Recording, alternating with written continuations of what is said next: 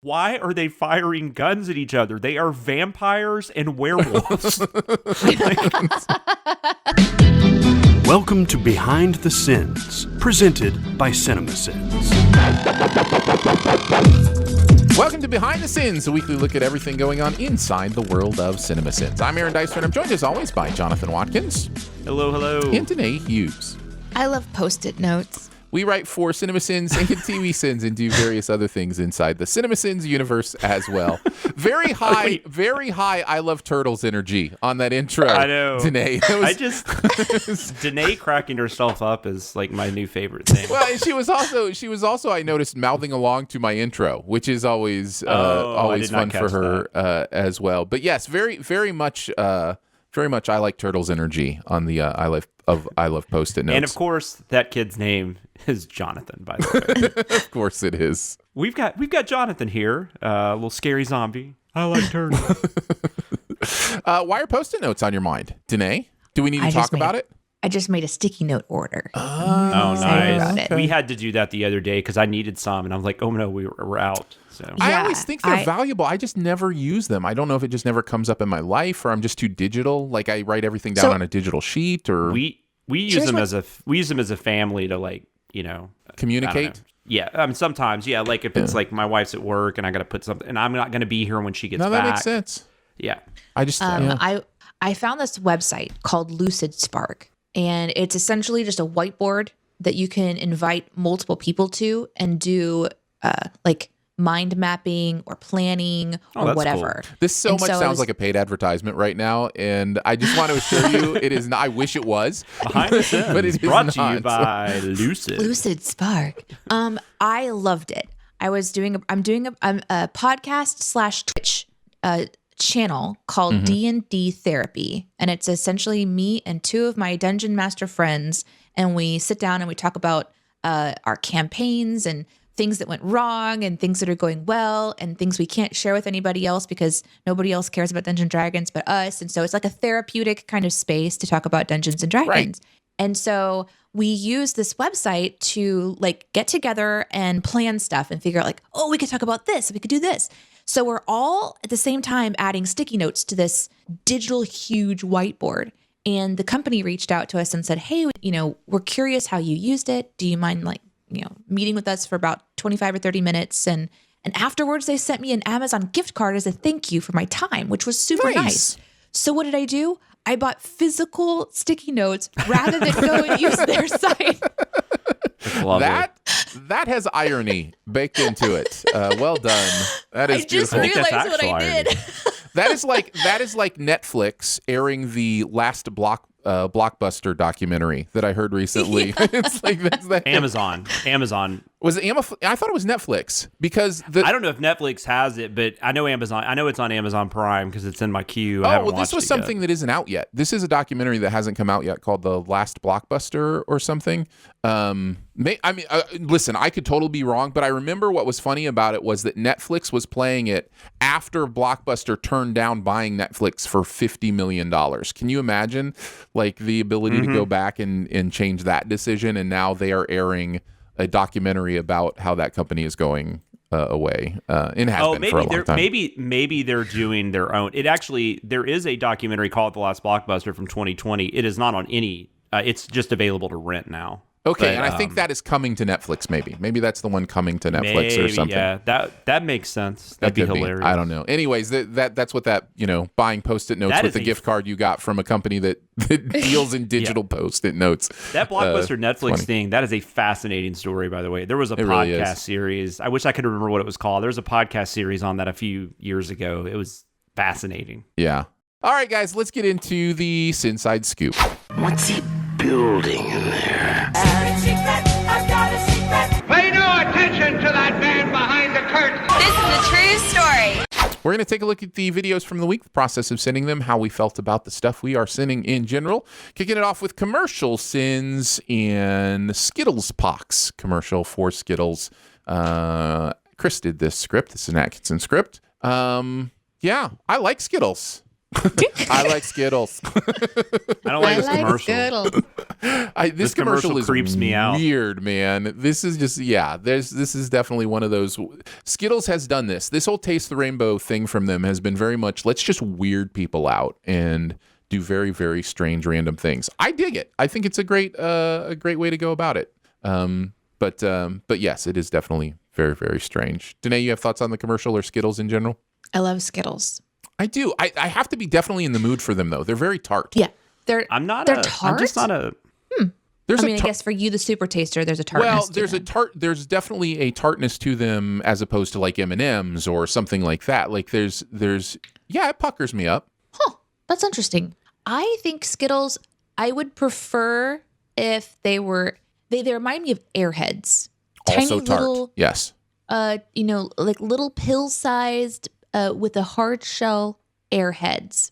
And I like both of their textures, although Skittles tend to be more grainy, and on the Airhead side, it's smoother. That so was Skittles what or Starburst. That was what the Smarties, the Canadian Smarties reminded me of, was Airheads, the shape of them, not the taste of them because they're chocolate, but the shape of them. That's what I was thinking it was a about. Spree, because the Spree was mentioned. Spree as well, yes, but Sprees Spree are more was like mentioned chalky, in Discord. right? Like Yeah. What did my Yeah. Rolos remind you of? They reminded me of how much I owe you a bunch of Rolos.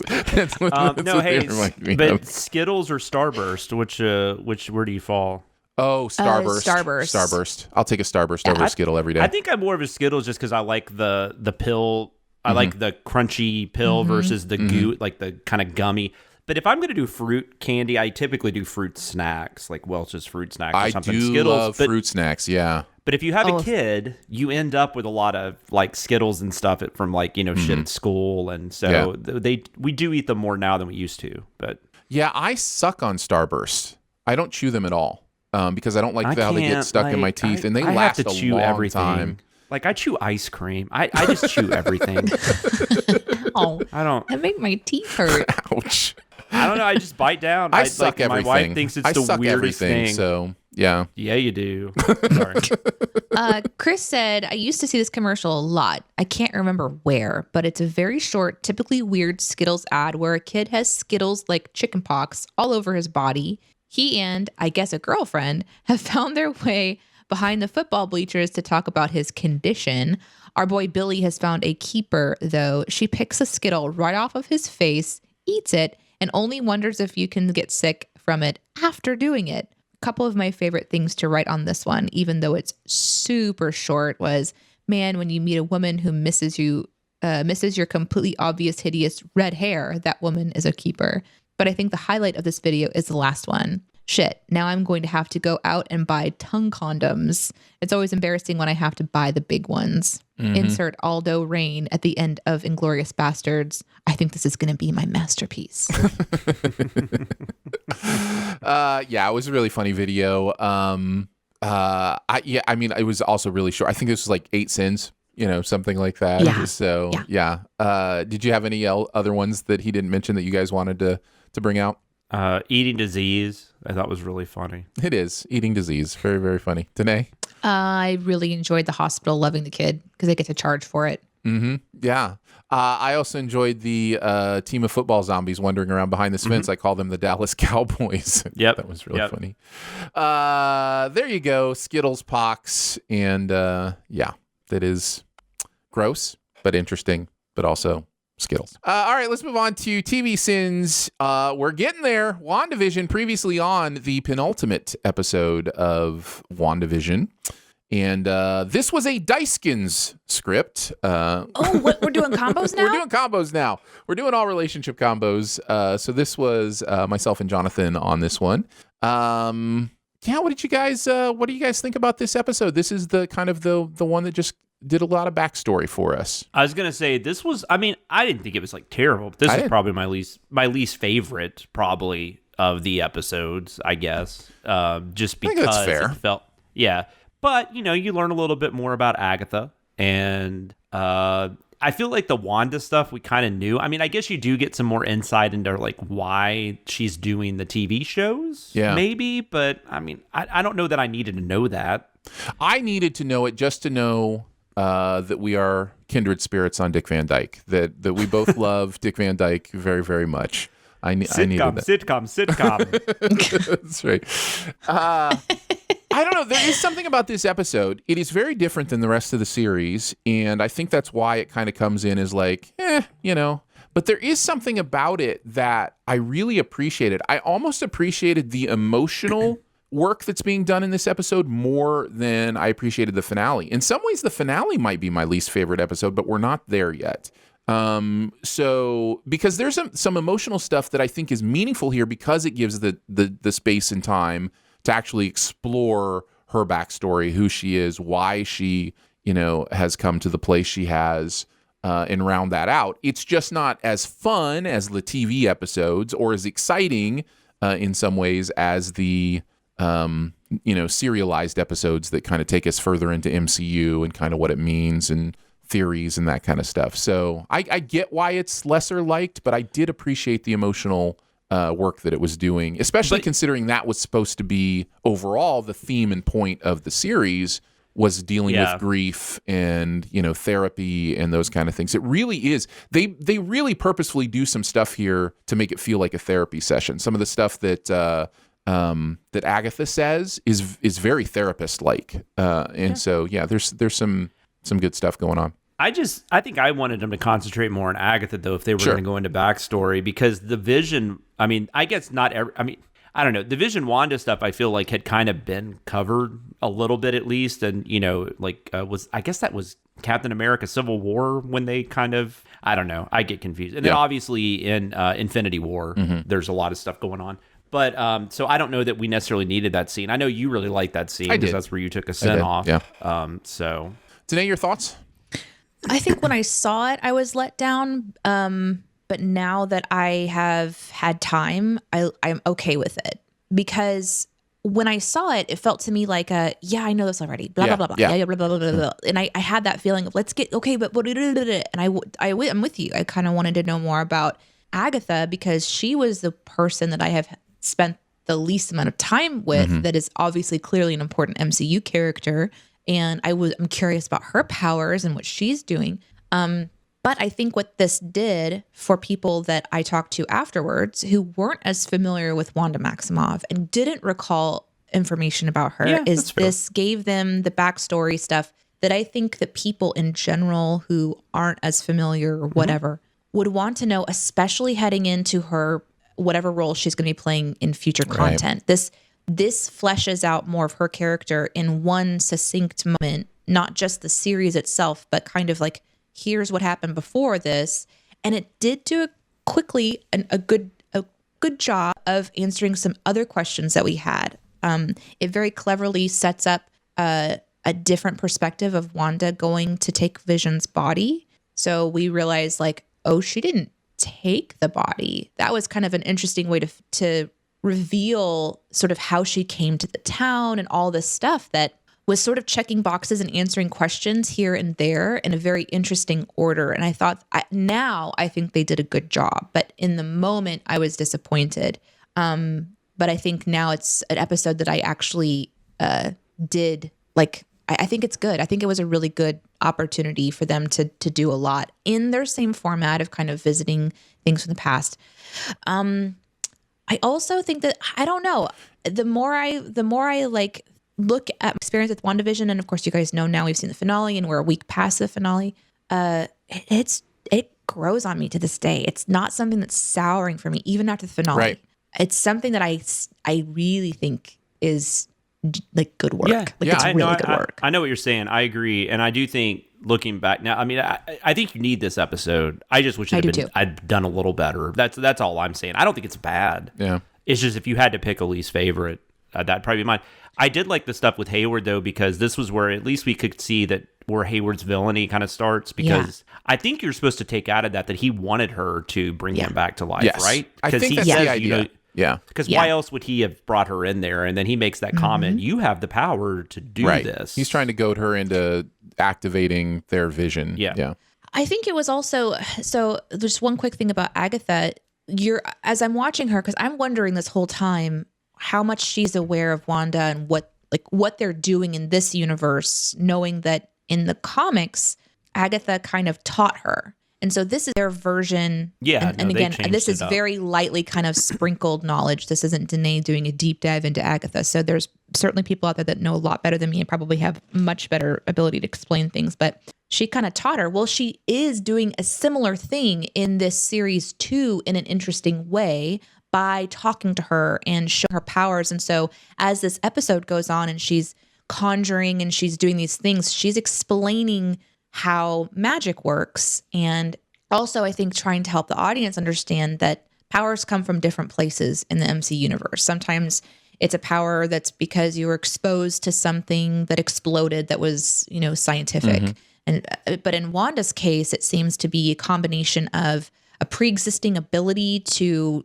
do magic, which is very mutant-like, actually, and then exposure to the Soul Stone, which is also an important thing that I don't know any of us knew before we saw it here in this episode, that she was exposed to the Soul Stone, which part of its ability and power now is inside of her. And so like by the end of this episode, I'm kind of like going, okay, so Vision is there. It's his soul. It's a representation of his soul. It's not physical vision. It's his essence vision that she was able to access and kind of have in this physical space. I think that was kind of where I landed. And I also ended this episode wondering if she was going to just become Agatha's student. And if you haven't watched the finale, you don't know where that goes or how that ends up. But because of my previous knowledge, I thought, okay, it's still not like 100% that she's not going to follow Agatha and learn something more about her powers and her abilities. Right. So, yeah. I'm also a fan of witch shit. I should say that. Like, are you? Yeah, no, I am. Yeah? I that's one of my favorite like horror tropes or whatever. I like stuff about witches, and I don't want bad things to happen, but I kind of want some of that to be real. Like I like the idea of casting a spell, like that just. Mm-hmm.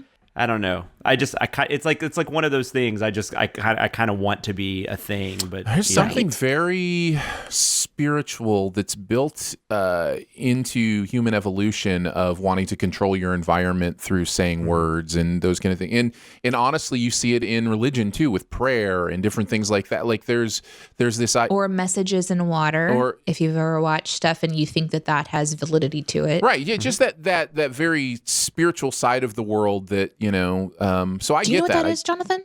I get that. I get that connection to that. There was a scientific experiment that had people. They would take like a microscopic photo of water molecules, and when the words spoken into these containers were like love and peace and kindness, they look like snowflakes. But if it was like hatred and chaos and murder and like negative words, it was like these weird, devolved version of like shapes. It was really weird. And then they did like musical experiments too, where they would take pictures of the molecules after exposed to music of various kinds.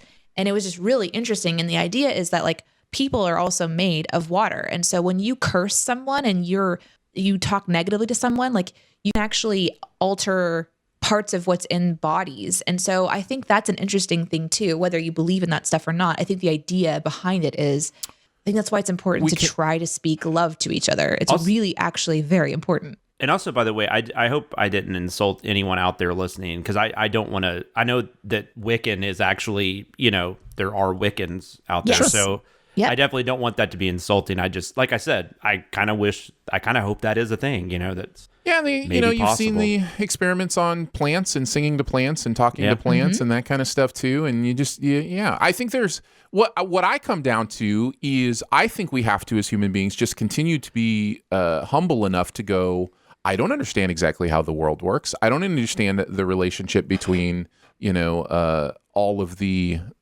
physical things that happen in our world. Science is a very wonderful way of trying to figure a lot of that stuff out, but we are so incapable, I think, in many ways of figuring some of that stuff out. So, yeah. If you're able to find like some kind of like inner spiritual peace and you're not hurting anybody, I mean, good for you. Like, I wish I did. I wish I could do that. I do want to go on to say, like, just real quickly. So I learned about like messages in water when I was in massage therapy school, where I also learned about the Chinese 5 elements and very like metaphysical type stuff. And I remember going afterwards and being like, oh, that's so amazing. And then I went to go research, and there's like so much stuff that's like pseudoscience, Right. and this is mumbo jumbo, and it's not credible, and all this various stuff. But I think the idea is what I'm talking about. Right. So I don't want people to think that I'm like just quoting something that was purely scientific. I don't know that it actually ever went above and beyond. Because if that was true, we would definitely all know more about it. Like, that's pretty incredible. That's always I always wonder, like, if any of this stuff is like, I mean, anything's possible in this But we world, have a right? But I feel fascination like with there are it. things That's what I that- was saying. Yeah. Yeah, we have a fascination with wanting these things to be like, we want to be able to cast a spell, like, or do something. But I feel like we kind of do have that ability in a way in being kind and like intentionally spending time with each other, because that does lift each other up. But seeing stuff on screen that has like witch casts and stuff, I'm super with you, Jonathan. Yeah, I've it's fun. always really enjoyed Well, it. it wouldn't be an episode of Behind the Sins if we didn't get a little deeper on some of this stuff. That was a really fun conversation. I love it. Let's get into the Go watch The Craft. let's get into the video itself. Danae, you get to start us off since Jonathan and I wrote on this. Okay. I like that. Oh, she's purpling their blue and it's sucking the life out of them because purple.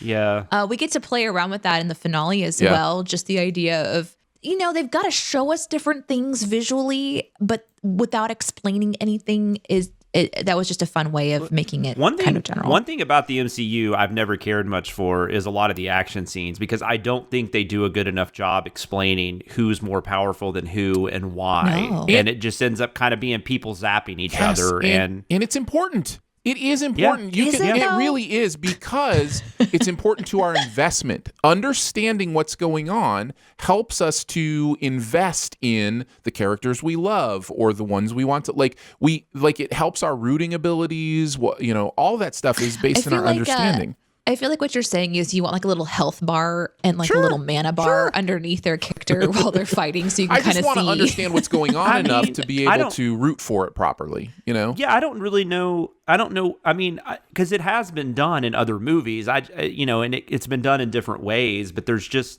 even I guess I don't know. it doesn't bother me. And maybe I'm super not that out, big of a deal. but it doesn't bother me because I think visually it's still telling a story. What I didn't understand about this moment that I feel like they could have done a better job on is it seemed to me that Agatha herself was surprised at what was happening. And that's the stuff I kind of want to dig more into. But that's them leaving a lot of like background that maybe they're going to reveal at a different time. Maybe this character will have a brief flashback or something and we'll kind of learn more about her powers, or they don't want to spend the time explaining it because it doesn't really matter to the point of what they're I get think to, it's and I don't probably really more mind that. I honestly would not be surprised if we're done with Agatha in the MCU. What? No, I would not absolutely be surprised. She's Catherine for Hahn, sure coming Catherine back. Hahn. Now this means nothing. Believe me, this means nothing. Catherine Hahn herself has said that they have no plans for me beyond this. I have heard of no plans for me beyond this. So, and that again means nothing. But Okay. But it's possible. It's certainly possible. she's- And Okay. and you're right today. It's not that big of a deal. Wait, but is I that a just spoiler I don't know. I'm sorry if for it people is. who haven't for people who haven't seen the finale? No, probably not not. really. Not really. we're No. just saying whether or not she would come back. Yeah. You Yeah, know. I don't Yeah. know that. I don't think that's a spoiler. Yeah. But I think what I mean, just with the action Spoiler scenes alert: like that. she doesn't die in the finale. But I think what I mean with those action scenes like that, they don't really bother me. I just never get that invested in them because I just feel like I know who's understand going to win. They're not really going to explain why they won. Right. Yeah. Right. It becomes a Right. lot of So- noise because you don't understand it. Yeah. Yeah. Okay. I like the lead in being like, I got close with fake Fietro, if you will, and then we'll handle the lazy nicknames around here, Agatha Snarkness. Wow. That was just good. The puberty sin was funny because I did not understand it, and I'm the one with boobs, so that was just funny. I don't even know if that's something people would call boobs. It just that's immediately what I thought of. Well, when she you and me said both, that. It was buddy. just fun. Like that was my first. I wrote I almost wrote the exact same sin, but I couldn't figure out how to make it not gross. like that we were. I literally reviewed this and I was like, I don't get this joke, and then both of you are like, it's a boob. It's a boob joke. like growing boobs, yeah. Puberty. Oh, okay. They're called guns. So I learned something new. I during don't the think they script writing are called process. guns. It just the way it's said makes it sound like that guns means boobs. Like I remember maybe like How okay. I remember, don't like- I think mean, so. earlier in this, like I don't know, this probably be in the outtakes, but you were saying the boobs had toes. I mean, I think the guns thing is more apt. boy, that out of context is just that's just wonderful. That is going to be weird. You might It's have just to cut golden. that. That's just golden. And I also like the sin that points out the home and the broadcast studio, because that is something I am so confused about when she kind of begins to turn around and see that the house is part of a studio. I took that was just Agatha, what Agatha was showing her, but But it's Agatha not wasn't in clear. control of those. That's why it's confusing. She had to wait for Wanda to open those doors and show her things that she hadn't seen before. Yeah. That's what I was just confused. Yeah, that the whole thing was confused because it felt It's like so it felt confusing. like like we call her a ghost of Christmas past, and it Right. felt like that, right? But at the same time, like you're saying, she needed Wanda to show her that. It wasn't like she was showing Wanda that. Right. Wanda was No, actually no. showing her that. Right, because she took a piece of her hair, and so it was based on her past, which also is interesting, and I'm confused about that because that had to mean her hair would have been on her head for a very long time if it was based on like her hair's experience. Oh, I see So what you're that's another saying. question Yeah. entirely. And if we're making stuff up in this studio environment, does that mean that we're making stuff up in the other environments as well? Or are we supposed to believe those It things was actually very- happened? it's- You know, like Yeah. There's a lot of questions in that, but I'm glad that you had that in there because I mean, I love the sins and they're funny, but then there are some like genuine questions that the show may never answer. So those are the ones I wrote down. what about you, Jonathan? And we will now take all our hoods down simultaneously for maximum creepiness. I like that one too. Just kind of a stab at Aaron, the Full House of Family Ties. It was fun. Yeah, that was fun. You said bored wrong. I thought it was great. But I did also my last two. They should have called it the herpes stones because that shit's never going away. And this must be that new math thing I've heard so much about. Which I love that one. As a parent dealing with current math, Right. it's awful. Yeah. It's not. You get. It's fine, but it's just It's awful. I don't understand why. I don't get it. Why did math have to change? I Such an know. old person thing to say. Also, Aaron just doing your the I'm bored bit was very funny. I You thought. know, we will have some of that in the keeping tabs. Danae has requested a audio keeping tabs this week of me experimenting with how to do that. So yeah, that'll be in there. I also wanted to mention the sin about your rules bend to me, and then just the New England Patriots. That was really fun. Magic on autopilot, Disney's corporate slogan for its film division, accidentally makes it into the script. I had mentioned the puberty one, the Breaking Dad, wanted to mention that pun. That was fun. Okay, I did not get that one until I watched it, and I realized like,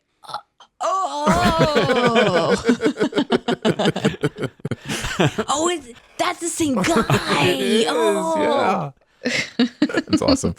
And I wanted to mention the Wanda just busting down the doors when all the guy had to do was push a button, and just the fact that is all for the intensity of the show. Because first of all, the guy could have just pushed the button and unlocked the doors, but instead he's like, "Give me a second. I need to push a button." Yeah, what's he getting up to go do? Right, exactly. Yeah. And then she's like, she can't wait for a button, and she just busts the doors open. Anyhow, I just wanted to point that out. And then I also really loved, I get that superheroes would have to drive their normal people Buick like a boring person from time to time, but it feels wrong to me, like a werewolf holding a gun sort of wrong. Yeah, really Danae made me laugh. rewrote that one a little bit. I had it a little different, and then she made it better with the old Buick thing. So Yeah. Yeah, I actually went to go see what she was driving because I thought it'd be fun to specifically mention it. And what was really great is that I saw we'd already sinned that, and I loved that was in there because I think that was uncomfortable to watch like this incredibly powerful being just get into a car and drive. It's just such And by the way, the werewolf with the gun thing is Underworld, because Right. I just remember when that movie came out, I'm like, why are they firing guns at each other? They are vampires and werewolves. It's true. And so when I went to go find it, I like to figure out, like, make sure that I knew what kind of a vehicle that it was, or be as confident as one can be when writing.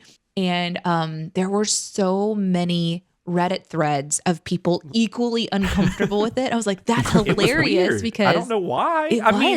Why? It makes sense. Yeah, I don't know. I mean, yeah, of course. Yeah, you're not going to fly everywhere, I guess. It's like if we saw her pay a water bill. Like we saw her go online and pay a water bill. Like that would just be weird. Yeah. I don't know why, because obviously they would have to pay their bills, but no. It's good. It's a good point. It's a good point. Let's move on to Big Bang Theory, the adhesive duct deficiency, or as I called it in our notes for the day, the Big Band Theory, which is apparently about the that Big made Band me era. laugh. This was a Hewkins script. This was Danae and You're going to be the kins of everything. How do you feel about that, I'm good. Jonathan? for now. That's the easiest way to do it. Danae and Jonathan writing on this one. I don't know that we need to talk too much more about Big Bang Theory. We've kind of said our piece on it. This particular episode appears to me to be just kind of a typical sitcom, over-the-top stupidity kind of thing that happens in these shows. Half of it's okay. Like the Sheldon and Penny stuff has its moments, but even it starts off horribly, but it ends, I guess, better. But the stuff with the guys at the campsite is not funny. Are any of us starting to want to watch more of this show at all? I've seen it. I've seen every episode. Oh, that's right. Yeah, that's right. You've seen them all. Yeah, and I mean, look, I think I've said this before. I don't particularly like on it. It's definitely not consistently funny, and it definitely there towards the end, I was just like, I just might as well finish it. Right, I know that feeling. And it was something I watched. It was something I watched with my wife too. So it was our show. But I do overall like the cast. Like they work really well together, and I think Danae even gave that send off with that was Danae Sheldon. that gave the send off. Interesting. Yeah. It was Danae that actually said, oh, "Okay, I might watch one more episode." Yeah, I lied.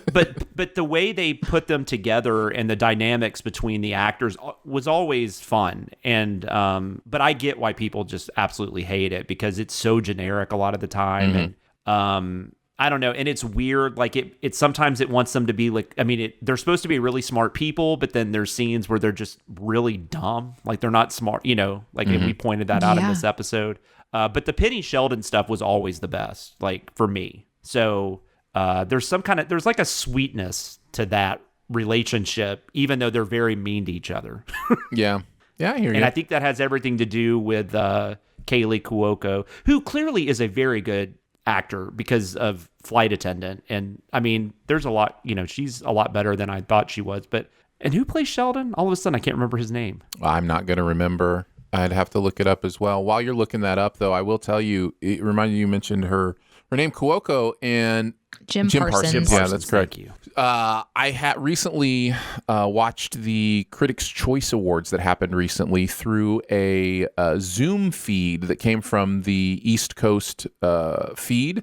And this was presented to people who either didn't have access to the CW or who were on the West Coast and it wouldn't be live for another 3 hours because it airs at the times at the different places. So a lot of the people in this Zoom call were people from LA who were trying to watch the broadcast as it happened, including apparently the Cuocos, because one of the Zooms was named like Larry Cuoco or something. I don't remember who. Actually, it was another female name.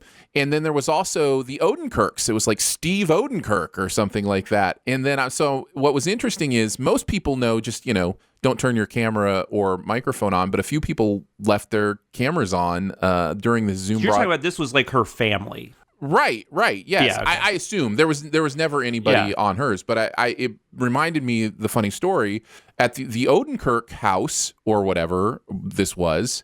They left their camera on, and so right after Better Call Saul lost to something else in like best drama, best TV drama or whatever. The Crown, I think. The Crown. All of a sudden, Bob Odenkirk shows up on screen, like downing like a chocolate pudding cup.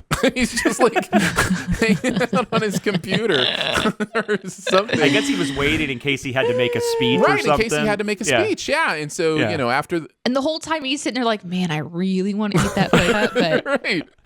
I mean, as soon as I can, that thing is destroyed. I wonder if he was actually kind of relieved they didn't win, because then he would have had to wait like another 2 minutes. Who knows? He was completely unaware he was on camera for a couple seconds, and he was like, "Oh, our camera's on," and he turned it off. But that's really it was great. one of those funny things that happened. So awesome. But yeah, no, I get why people don't like it. But yeah, for sure. Let's get into the sins for the video itself. Okay, I just won't comment on it at all. Oh yeah, you should definitely comment it. Yeah, if you want to comment on the episode, go ahead. I thought you had already said you weren't interested in it anymore. Yeah, that's all I can say then. That's all I'll say. Because I had asked if we needed to go further. I know the campsite stuff was not pleasant. I think, so when we decide what episodes we sin, we kind of try to think of the ones that people would remember. Right. Which ones would they remember? So this one, I feel like it stands out because there's pot shenanigans, and then he touches her boob. You might be right. That's pretty much all. Yeah. I think that's the reason people would remember this episode. Isn't one that stood out to me. It took me a second to even remember what was going on. So this was definitely not one I remembered. So I don't really, truly, I'm just giving you shit, but I don't really have a lot to add to it, except for that it's interesting to see the show, because the first ones that I was sinning were so early. And so this is obviously where they had a lot of experience together as a group at this point. Or more, because I think they continued on for a long time. How long? 10 seasons. A long time. Something like that. I remember whenever I was I don't think I looked it up for any specific purpose, but I think I was trying to find outtake material for this one, and I was looking for audio from other seasons or other moments, standout moments, and I just happened to watch a clip of the finale, and yeah, I just didn't see it getting any better. Oh no, it definitely didn't. I don't know. Yeah, I just made myself sad. It's 280 episodes. I watched 280 episodes of time well spent. There's no shame in that. I think it's a safe sitcom. It's not something that requires a lot of brain power or anything. No. And it was fun to send. This one was actually, I had a good time. Well, I had a good time watching it for sure. You guys did a great job. Here's a few that I wanted to point out. Taking this long to realize real sex is better than Dune. I love that one because you can kind of interpret it two ways, whether they're talking about the actual HBO or real sex. Either is true. Check out the Penny burrito here. She had to have ripped the shower curtain from the rod and barrel rolled in the bath to get it wrapped around her just right, and with a dislocated shoulder. Because we can't see Penny boob. No, of course not. Of course not. Nope. Casually touching someone's sternum without consent. Getting that wrong. Trolling the audience. Love it. Troll. Now we know that Penny's pendulum swings from calm while friend gropes breast without permission to reacts wildly when asked about her period. And honestly, I've never been more confused about this character. Really love that one. I can believe that these bozos would pop a surprise pot cookie and fall into a drug-induced chaos. I can't believe they would miss the meteor shower. They have alarms set on their calculator watches. That was a good observation. Yeah, absolutely. So really well done. What about you, Danae? Oh, I think I wanted to point out that Jonathan was very uncomfortable with the 14 seconds of sex sin, and I don't know. No, I wasn't uncomfortable. I didn't read it correctly. I was like, you were just like, it felt like Danae is mad that these characters are talking about having sex with these women. you interpreted her as saying he's bad at sex, but what the sin is really... I just said, how do we know that? Like, how do we know? What the sin is really talking about is that he wouldn't last. That he wouldn't last because it's been so long. He wouldn't last long. Yeah. Well, when she said, well, he hasn't, if he's had that big of a dry spell, I'm like, oh yeah, no, that makes total sense. I get it now. I read it the wrong way. It was really funny though to have. I mean, the conversations Isn't we have while writing the scripts, they're crazy. just amazing. The roll commercials was fun on this one because, of course, it's like, wait, is this going to happen every time? And I think I continue to enjoy that we have a lot of creative freedom and fun with the tips and stuff to just do goofy stuff here and there. And I really liked being able to point out the pinwheels because those are delicious and They are. they shouldn't even be where they were. And then I don't know. I liked also all of the times that Jonathan was pointing out that the cab or ambulance would have already kind of been there. Oh my It was God. it's just so ridiculous. And I was trying to find an angle there too, but Jonathan wrote it so perfectly. It was so good because the whole idea that somebody who doesn't know how to drive is supposed to drive someone who is needing to go to the hospital is just dumb. Yeah. That's just Well, dumb. and I noticed somebody said in the comments that she probably didn't have insurance, and that's why they didn't do it. But that's not what they said. She said she didn't want to do it because they didn't have time.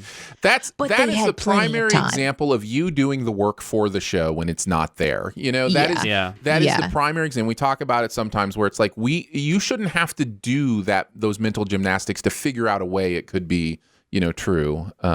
Yeah. And I actually thought I remembered when they got to the hospital that they did talk about the fact that she didn't have insurance, but I think I was confusing it. There's a Friends episode where that happens. I think I was getting those confused. Interesting. Because Rachel he just had pretends to be fill out the- Monica or something. I can't remember. Oh yeah, I don't remember that one, but they didn't do that in this one. No. He just had to fill out the form because her arm was dislocated. Yeah, and he wrote, he made comments about Really inappropriate ones. menstruating and But that was the moment of of seeing Parsons as an actor that was just yeah. he's playing this character it's so fun to watch him play this I know- character. Even if the show around is a little bit like I don't like Yeah. I'm not interested, him playing that character is interesting. Yeah. It is. And it definitely is. Jonathan, did you go through your sins?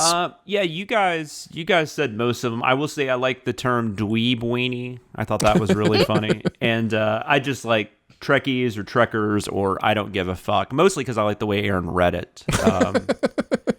Really? I don't remember. What did I do? I don't know. It was just or I don't give a fuck. It was just you just read it well. I mean, I don't know. It was just funny. Thanks, man. I don't know how I pictured it, and I just remember it cracked me up because the reason, and it was really random why I did that sin. Sometimes I just watch Siskel and Ebert reviews on YouTube, as people do. As one does. And I was watching them review some of the Star Trek movies, and in one of them, Gene Siskel calls them Trekkies, and then Roger Ebert's like, they're actually called Trekkers, and I don't even know if that's true. And I'm really into Star Trek, but that's Trekkers. I had just watched that, so that when I started writing the sin, I just was like I threw that in. Yeah, my understanding is there is some debate in the Star Trek community as to what they prefer to be. I guess referred I to just as. don't. I haven't done a lot of look into the fandom because I typically just watch the stuff and then move on. I'm typically just an actual fan. I don't engage in the the extracurriculars. Although I have been to 2 Star Trek conventions. I'm not Nice. gonna lie, but when I was younger, I found recently a picture I of my. came second in a trivia contest, and I won a signed script.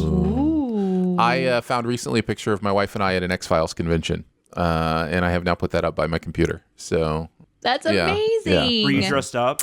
no, we weren't dressed up for it. I never dressed up They either. had a photo op where you could like pose by the car that like you were being abducted and like look up at the lights kind of thing. Nice. And yeah. I did not, but I went. Dave Irwin, who's been on the Sincast before, I went with him to the 2 I went to, and he did. I think I know he did dress up, but I don't remember if he did at the ones I went. Yeah. But I know he would do that. And it's fun. I like that people get that into it. Yeah, I've it's just never been much of a costume person. For sure. There is no music video sins this week. So let's move on to CinemaSins. We'll start with Last Action Hero.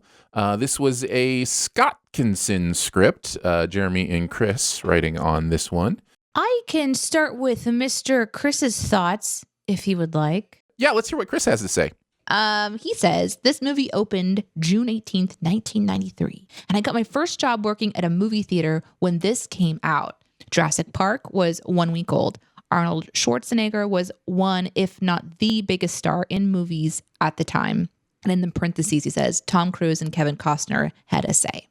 So I guess Sony thought they could come out with this movie a week after the dinosaur flick and cash in. Problem is, Last Action Hero was PG-13, and it seemed to be a comedy despite trailers promising another big Arnie action film. People did not respond to this very well, and Jurassic Park was all the rage, so this movie didn't make much money. But over the years, it became a cult classic. It takes on a lot of those action movie tropes in a pretty funny manner, but the fact that it doesn't explore its world enough is a bit of a downer. Maybe if this had been successful, we would have gotten a peek into it more. But one of the movie's jokes is to show Sylvester Stallone playing Arnie's role in Terminator 2. Terminator 2. We see this on a standee inside a Blockbuster Video, but every movie on the shelves is exactly the same, which is impossible if you start running into time travel style paradoxes. There's even a shot of Real Deal visible on the shelves, and the movie basically wanting to have its meta references and eat them too, since nobody knows who Arnold Schwarzenegger is in the quote-unquote Jack Slater world. It also has a moment when Jack and Danny walk into a police station and Catherine Trammell from Basic Instinct walks out along with Robert Patrick from Terminator 2.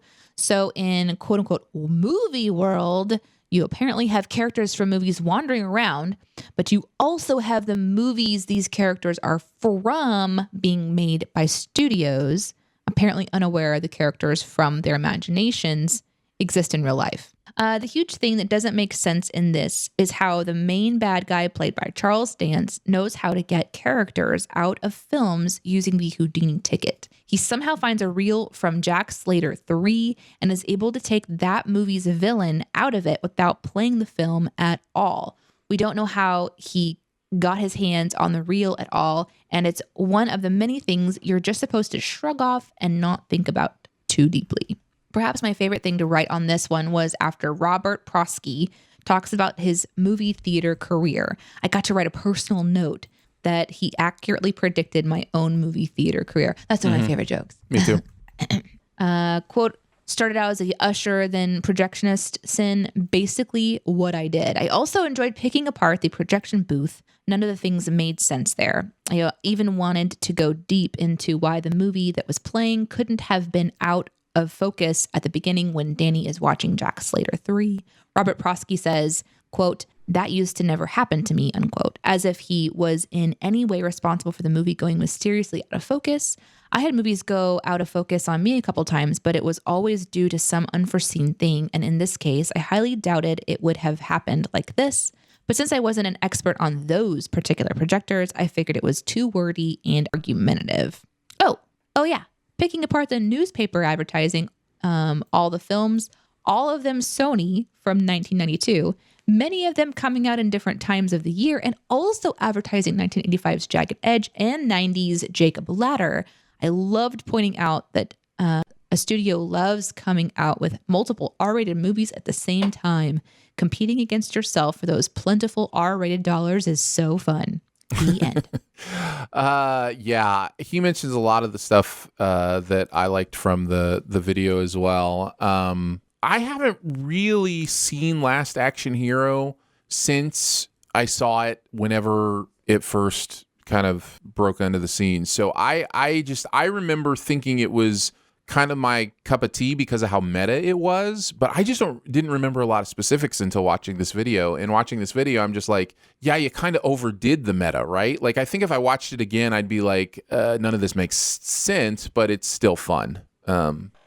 Jeremy says, Last Action Hero is great. Shit, I'm late. Okay, so behind the scenes, he just got his notes to me. Okay, I loved all the sins that we, and mostly Chris, found regarding the theater, the projection systems, etc. Oh, and the sin about the hot Blockbuster Video girl firing me is 100% a true story. Particularly proud of the Brad Pitt broke his wrist in this scene, and he's not even in this movie.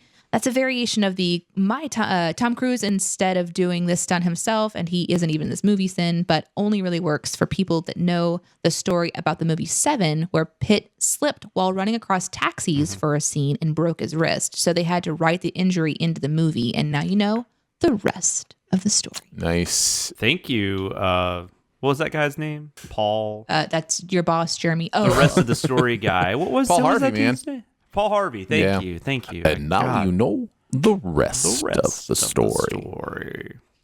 I don't know who that is. It's a shame. He's incredible. I know that phrase, right? I like Last Action but Hero. Every single radio conference that Aaron and I went to, yeah. It was like the thing, and the new girl that doesn't know anything about radio at all, just dropped into the middle of radio universe, and was always like, "You don't know who Paul? Oh, you've got to blah blah blah." And I'm like, "Oh my gosh, this is like Paul Harvey is a radio god." Okay. Yeah, it was just a syndicated segment, and like I don't even remember. Like he just would pop up, and like I'd be listening to sports talk or something, and they would just every now, you just hear a Paul Harvey bit. Yep. At some point.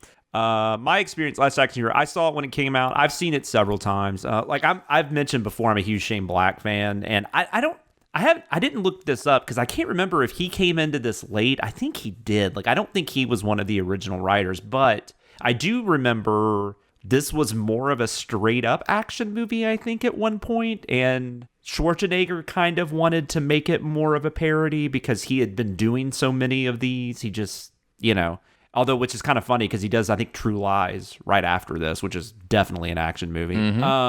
Because this one probably because this one didn't make that much money. But yeah, I think this movie's fun. It's fun. I think it's a little over the top. I think it's a little too over the top at times, and not every joke lands, but enough stuff does. Charles Dance is really good. Tom Noonan is really creepy as the Ripper or whatever, and that all that kind of stuff's fun. I do agree with the video though that it loses momentum once they come to the real world. Once the characters come into the real world, that makes sense. It loses a little momentum at that point. But anyways, I think overall it's fun. Let's talk about the sins. I want to know Janae's opinion of the movie. I'm making assumptions again. I apologize. Danae, have you seen Last Action Hero? Yes, I have. No. Nice. No, I haven't. Oh, I'm sorry. Man, you can't troll us like that. Listen. When you skipped me for the last one, I had to do something banger on this one. I haven't. Well, let's get into the sins then. And Danae, since you haven't seen it, why don't you start us off with some of your favorites? I liked the Chris already mentioned that one, the one of predicting himself. The series of Blockbuster sins were always fun, mostly because it's interesting to see Blockbuster again. Yeah. From my perspective, I'm looking at the movie footage, and I'm having flashbacks to walking through those aisles looking for something to watch with my family, and it's just so odd I don't know. It's just like it's an odd thing to experience, I guess. Do we really do either of you miss that? Oh, not at all. No. I don't think I do either. Yeah. I get the nostalgia. I get it, but I don't know. I'm kind of I like miss having to I'm get kinda in a like Aaron vehicle with the and time drive wasting. to a store and then look at all the shelves and then have to figure out if something is even available, if it's a new release, are they all gone? Then having to actually interact with another human being to rent said thing, then having to not forget over the course of the next 3 days to take it back, or I'm going to have to owe extra rewind money it. And to rewind it. No, I don't. Please rewind. Be kind now. I do not miss it. And first, and it's Blockbuster too. Like I can understand, like I miss like some mom and pop, like some local store that was in my neighborhood or something. But like Blockbuster is like, it's just like that's like if like Walmart left and you're like, I miss Walmart. Okay, so the things I miss about it are nostalgia based for sure. Yeah. It was a different era for having things to watch at home where you would have access to a VHS player, and that was it. It was TV or go rent something or buy it. And renting was the way to test a movie out before you knew if you wanted to buy it. And so, maybe you didn't get the new release, but walking the aisles and looking at all these different options to watch, it was like I would have never seen some of the things that I would have watched because you pick up a box and you read it and that's all the information you get. It's just a picture on the front and whatever description they gave you, and you take it home and just try it out. Which I doubt Aaron read the back of a video box knowing that he doesn't watch trailers. I don't. That's all you could do, though. I don't remember ever. Listen, if you know my personality, you know I specifically watch things because I want to watch them. I don't remember ever going to a Blockbuster and browsing for what to watch. Oh, that's how we did it as a family. My brother would go down his aisles that he liked, and I would go down mine, and my mom and dad, we would all kind of split up, and we'd come back together with our options and then decide what we wanted to do. Yeah. And we who does that anymore? Yeah, I get it. So that's the kind of stuff that I think is interesting. Here's my guess: is what Aaron did is he had a sheet of paper. He had four tiers. These 5 movies were in the first tier. Oh no! Did you go down the list and be like, here's my top 5, and you go and you find number 1, it's not there. You go to number 2, it's not there. Yeah, Number 3, is that what happened? You don't know how close you are. Like that is. I didn't take the paper with me, but I definitely had a list. Imagine seeing that dude in the store just like looking at paper, be like, "Oh man, I'm gonna throw something at that guy." Oh, I'm just kidding. I would never do that. And it was fun too because they sold candy and popcorn. So then it was we got to pick our options for movie, and it was very movie based. And then we would go and watch them as a family, and we just don't do that anymore. And there was always like a Subway or a pizza place like next door. Yeah, right next door. That is true though. I will say that because we'll always be like, "Hey, do you guys want to find a movie to watch tonight?" And it'll be like, "Well, maybe we'll do it another." But if you wouldn't rent a movie, you had to do it that night. You had right? to. Yeah. You were on the clock. You had to sit down as a family and watch it. You could argue there's way too much out there to choose from now, and that causes a bit of a problem. Yeah. It's also different because it's like, browse. You don't actually have to move off of the couch. You did have to go and physically do something and remember to return it, which was a bummer. But at the same time, like in those olden days, that was another reason to get out and go do something. And so I do kind of miss it. I guess I sound probably pretty old, but I do kind of miss that. I was just curious. Yeah. I'm not knocking I think the other thing too is I was a kid. And so it's fun it's weird, but it's fun because you've got these aisles of just interesting visual things to look at that you would never see. I remember going down some of them and it was like the action stuff. And you've got these, characters on the front of the box that I would have never been allowed to watch or even see images like this. But then here they are, like on display, That's interesting.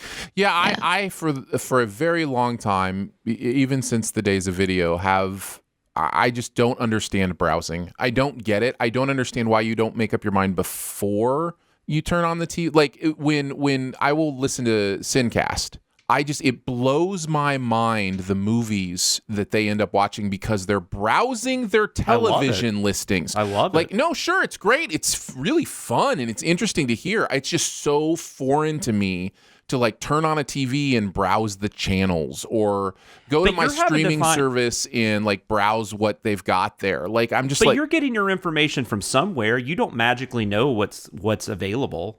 I mean, how... No, correct. No, I have lists on Letterboxd that I have prepared, so I know what I'm watching next. And so, when I turn on the TV, it's to intentionally watch a TV show or movie that I know I'm about to watch. Like, I can't, it's so hard for me to fathom the other way. And for people who operate the other way, who like to browse and pick something, it's probably hard to fathom what I do. Before it gets to your list, you still have to browse somewhere. Before it gets to your list of what's a priority, you still have to have a pool of information to go to pull from, right? Yeah. That's some of us start there and go from there in a different like it doesn't go, okay, here's the list of movies coming out. That's you browsing. We sometimes do that in the moment to kind of get a feel for what we want to watch. And what I'll do is I'll take the time to make a list on Letterboxd and then watch something that's not on the list. Well, that's what it feels so inefficient to me. It just feels like there's a quicker and easier way to compile this information than these user interfaces that are specifically designed to distract you with the new shiny thing. Like it's I don't know. Like, I don't want to go onto Netflix and be like, what do I want to watch? Because their algorithm, first of all, doesn't know me perfectly. And second of all, is designed for them to keep my time the longest possible. So I don't do that. I don't browse on streamers. I go on there. I always know what I'm going to watch on there. Like a new show has popped up or something, or I'm, TV though, because I still have cable. I do browse television. Got it. Especially like during commercials and stuff. If I'm watching a sporting event, and I'll see what's coming on later. And honestly, no judgment. It's just I'm saying it's foreign to me. My brain doesn't work that way. No, I literally will open up Netflix and browse and then yell, why isn't there anything to tell me what I should do? Come on. There's none of this looks good. Why? You're failing me, Netflix. Yeah. I blame them for not knowing what to click on. It's harder now to see everything that's on a service too. Because that used to be what I would do is I would go to like what's available on Netflix and I would pick the stuff I wanted to watch and throw it on my Letterboxd list. Like, so I knew, like if I was doing something else To or like each their while I'm own. watching something else. To each their own. But you can't really do that anymore. And like try to find like everything that's on Hulu. It is impossible. This wonderful Or Amazon. This wonderful conversation has distracted me from remembering where we are. Who was talking about their... We haven't Danae, even gotten that was to a the sin sins that yet. Yeah, Danae Danae is Oh, talking about her okay, favorite okay, sins okay. in Last Action Hero. That's what it... Blockbuster. Yes, got it. I loved the long shower sin because I find that Thought you were very about to sinful. say long shower scene you enjoy. Yeah, too. And then pointing out that the car was actually driving perfectly in the lane and everybody else was just swerving was really hilarious to me. Those are the only ones I had. Jonathan, what about you? People who yell their complaints inside the auditorium, which has never actually I happened. had that one too. I don't. I did also absolutely shameful misuse of Art Carney. That will always be a sin. And fucking Tom Hulse doesn't even remember how many Oscars Amadeus won. That was funny. Oh, and then I also liked the Me V channel, Film Depravities. Yes, film depravities. Yes, very much. They've got a 25-part video series on that Stallone Terminator 2 movie. It made me laugh. Yeah, like I also like you just need to check your ego and self-esteem at the door and go work in a movie theater for See It Before It Opens. Who do I have to kill? I thought that was funny. So wait, is this movie saying that in movie world, everybody from every movie can interact with each other? I love the part where it's like Don Cheadle's Rhodey and Terrence Howard's Rhodey, or when Patrick Stewart replaced William Shatner on Star Trek. I thought that was really funny. Leo the Fart is going to pass gas one more time. That punchline was not worth the goes on for some time setup that preceded it. Love that as well. Let's move on to Superman 3. This was a Watkinson script. So this was Atkinson actually kind of works. Yeah, it's it does. Funny. Yeah. This was Jonathan and Chris on this one. What did Chris have to say about this? Superman 3 is pretty atrocious. They started this franchise strong with Richard Donner making a very good first movie. He got fired on the second film, and they brought in Richard Lester, who was and will always be the best known for Hard Day's Night. The second movie is bonkers, and it was a big hit. But this is an age where studios looked at the bottom line more than they looked at the advanced stats. You could argue they still don't to a point, but instead of chalking up the success of Superman 2 to the fact that people loved the first one, they chalked up its success to, I guess, to the movie itself. So they kept Richard Lester on, and we get to see more zaniness, this time complete with Richard Pryor as the villain hero? Who knows? Robert Vaughn is the main bad guy here, doing his best to keep up with Gene Hackman's Lex Luthor. R.I.P. Robert Vaughn. Yeah. Super threes is what I almost just said instead of Superman 3. Superman 3's death knell is having Clark Kent go to Kansas for a high school reunion for a story that he thinks will be huge for some reason. Of course, there's a big chemical plant fire when he arrives, almost like it would have happened had he not got on a bus, and as Jonathan points out in an early sin, learns about Beltric acid, which then becomes a major plot point for the ending of the movie. But for the good chunk of this film, it's Clark's hanging out with Lana Lang.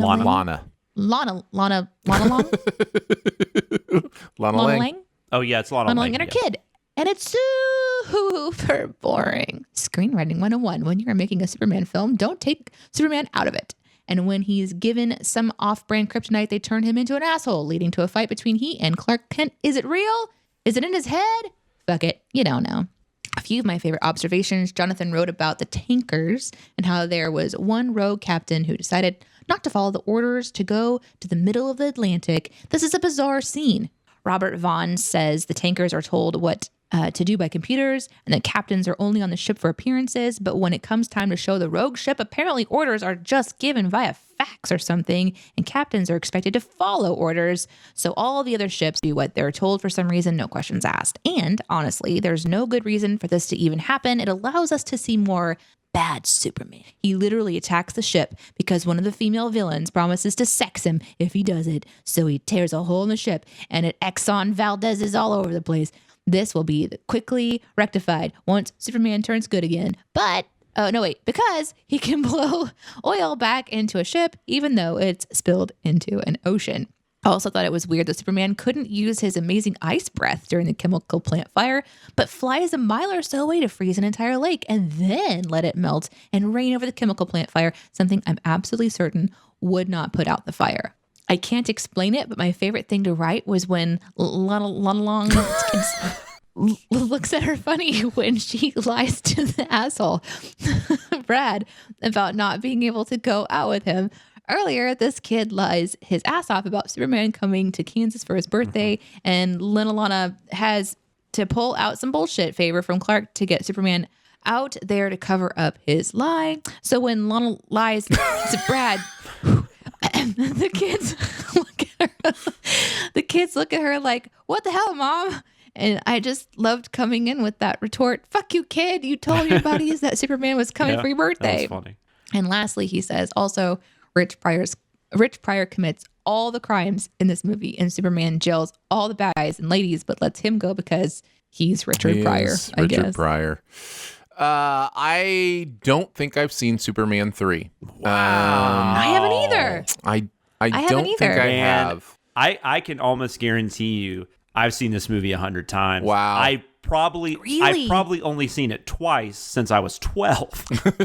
But man, I'm telling you, man, I hate to do this whole like when we were kids, but seriously, man, kids today, you got no idea about superhero films in the before like 89 with Batman, and even years after that. All we had was Superman. I mean, that was for movies. You know, TV, there was other stuff, cartoons, but so I watched Superman and Superman 2 constantly, like just in a loop. So the summer Superman and Superman 3 came out, I think I turned 7. It was 83, right? Yeah, I turned 7. And this was like huge, like Return of the Jedi and Superman 3 were like, I have to see both of those movies, Mom. And I saw them several times in the theater and watched them on cable all the time. And I don't know if I really thought Superman 3 was good. It was just kind of all I had. Yeah.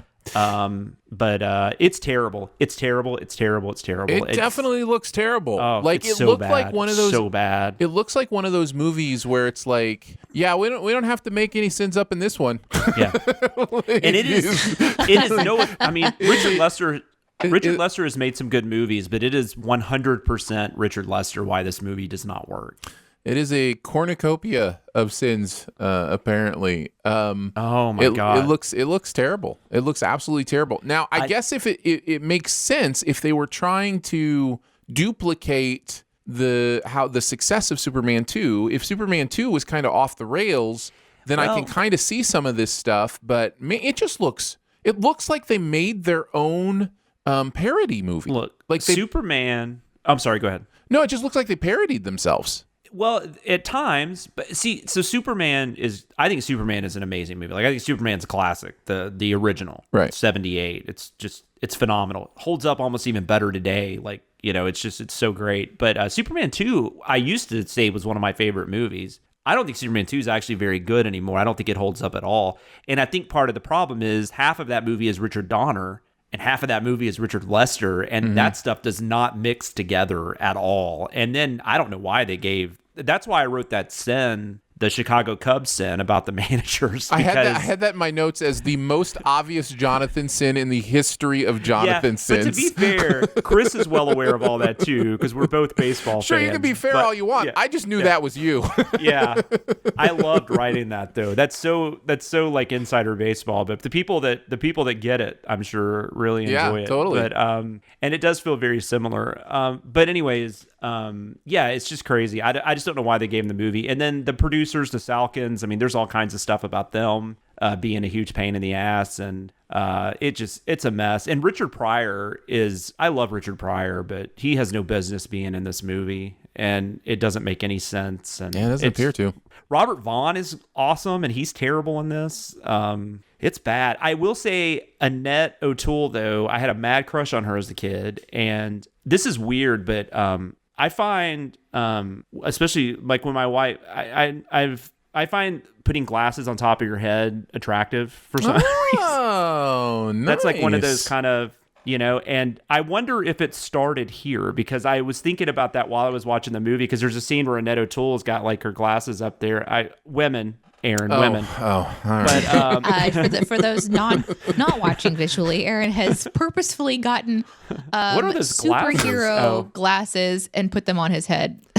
But I really wonder if it started with this movie with Annette O'Toole. But the Lana Lang Well, stuff. if you watched it 100 times before the age of 12. Yeah. Yeah. The Lana Lang stuff is bad though, but she's adorable. That seems likely. There were some awakenings happening, I'm sure, as you watched Superman 3. But it's amazing how bad this movie is. Like It really appears that way. It's so bad. I will get us into The Sin, since Danae and I haven't seen it, so we don't really have much to say. But walking with a bucket on your head instead of attempting to remove it first. And again, because this movie, I didn't even catch that. That was Chris. It was so funny though. Well, what is even happening? Right. What is even happening? That's the thing with this movie. I could literally just read you the entire script just because of how great everything this movie presents itself for sins. It was fun to send. I will say real quick, I'm almost positive this is the second most sins I've ever written for a movie. The Snowman definitely is top, because I think I had like 100, like 60 cents or something. Skyscraper may be my top. I wrote a ton for Skyscraper. Let's see. Glad Lois brought her bikini top into work today, just in case she needed a visual aid for her Bermuda trip. I don't know if it's true, but the comments were saying something about she didn't want to do the movie, and basically they just paid her a bunch of movie. I have some of that in keeping tabs. Oh, great. Then I won't even talk about it anymore. There are a lot of jokes made at the expense of Annie Ross's appearance in this film, and none of them are funny. They're just mean-spirited, and I'm going to add 100 cents for it. Thank you. I love that. That is something that really stood out to me, all ththese years later, is something that did not play well. And and she's a normal looking person. Like, she looks just like a person. I did. Yeah. They don't even if they had put something on her, like, I don't know. It makes no sense. I mean, and even so, it's still just gross. So it would be awful. Yeah. But I'm just saying, but she looks just like a perfectly normal, beautiful human person. being. Yeah. She just has like some, like, I guess they try to make it seem like she has like I don't know. I'm not even going to get into it. It's features bullshit. or something like that. Yeah, exactly. You would think after more than 30 years living on Earth, Clark would have found a way to do some things with a lighter touch after he sends the bowling ball obliterating the pins. Oh my God. Christopher Peeved. Thank you to whoever wrote that. That was amazing. It's beautiful. Let's assume for a second that a computer of this magnitude could be built off drawings of cigarette packs and napkins. Actually, let's not. And then just sitting it right after that.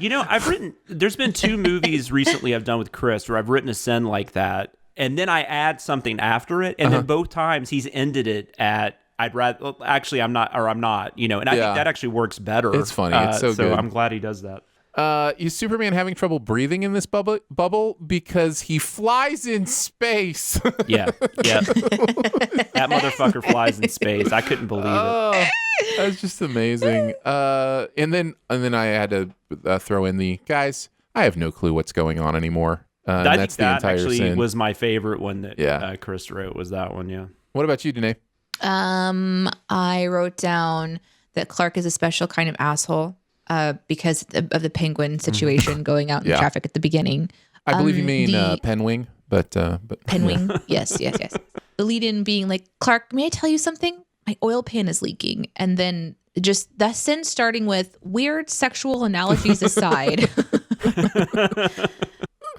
Caused me to pause for a moment and laugh. That was one when I was writing it, though. I kept, like, things kept coming to me, and I'm like, and wait, why are they having a picnic here? Like, this grass is like so tall. Like, who would choose that spot to have a picnic? So that is me working out the sin, basically, the way it's written. It's funny. And then I like the one that's like, so let me get this straight. Upset about his failure in Kansas and feeling the effects of kryptonite, Superman flies all the way to Italy to straighten the Leaning Tower of Pisa.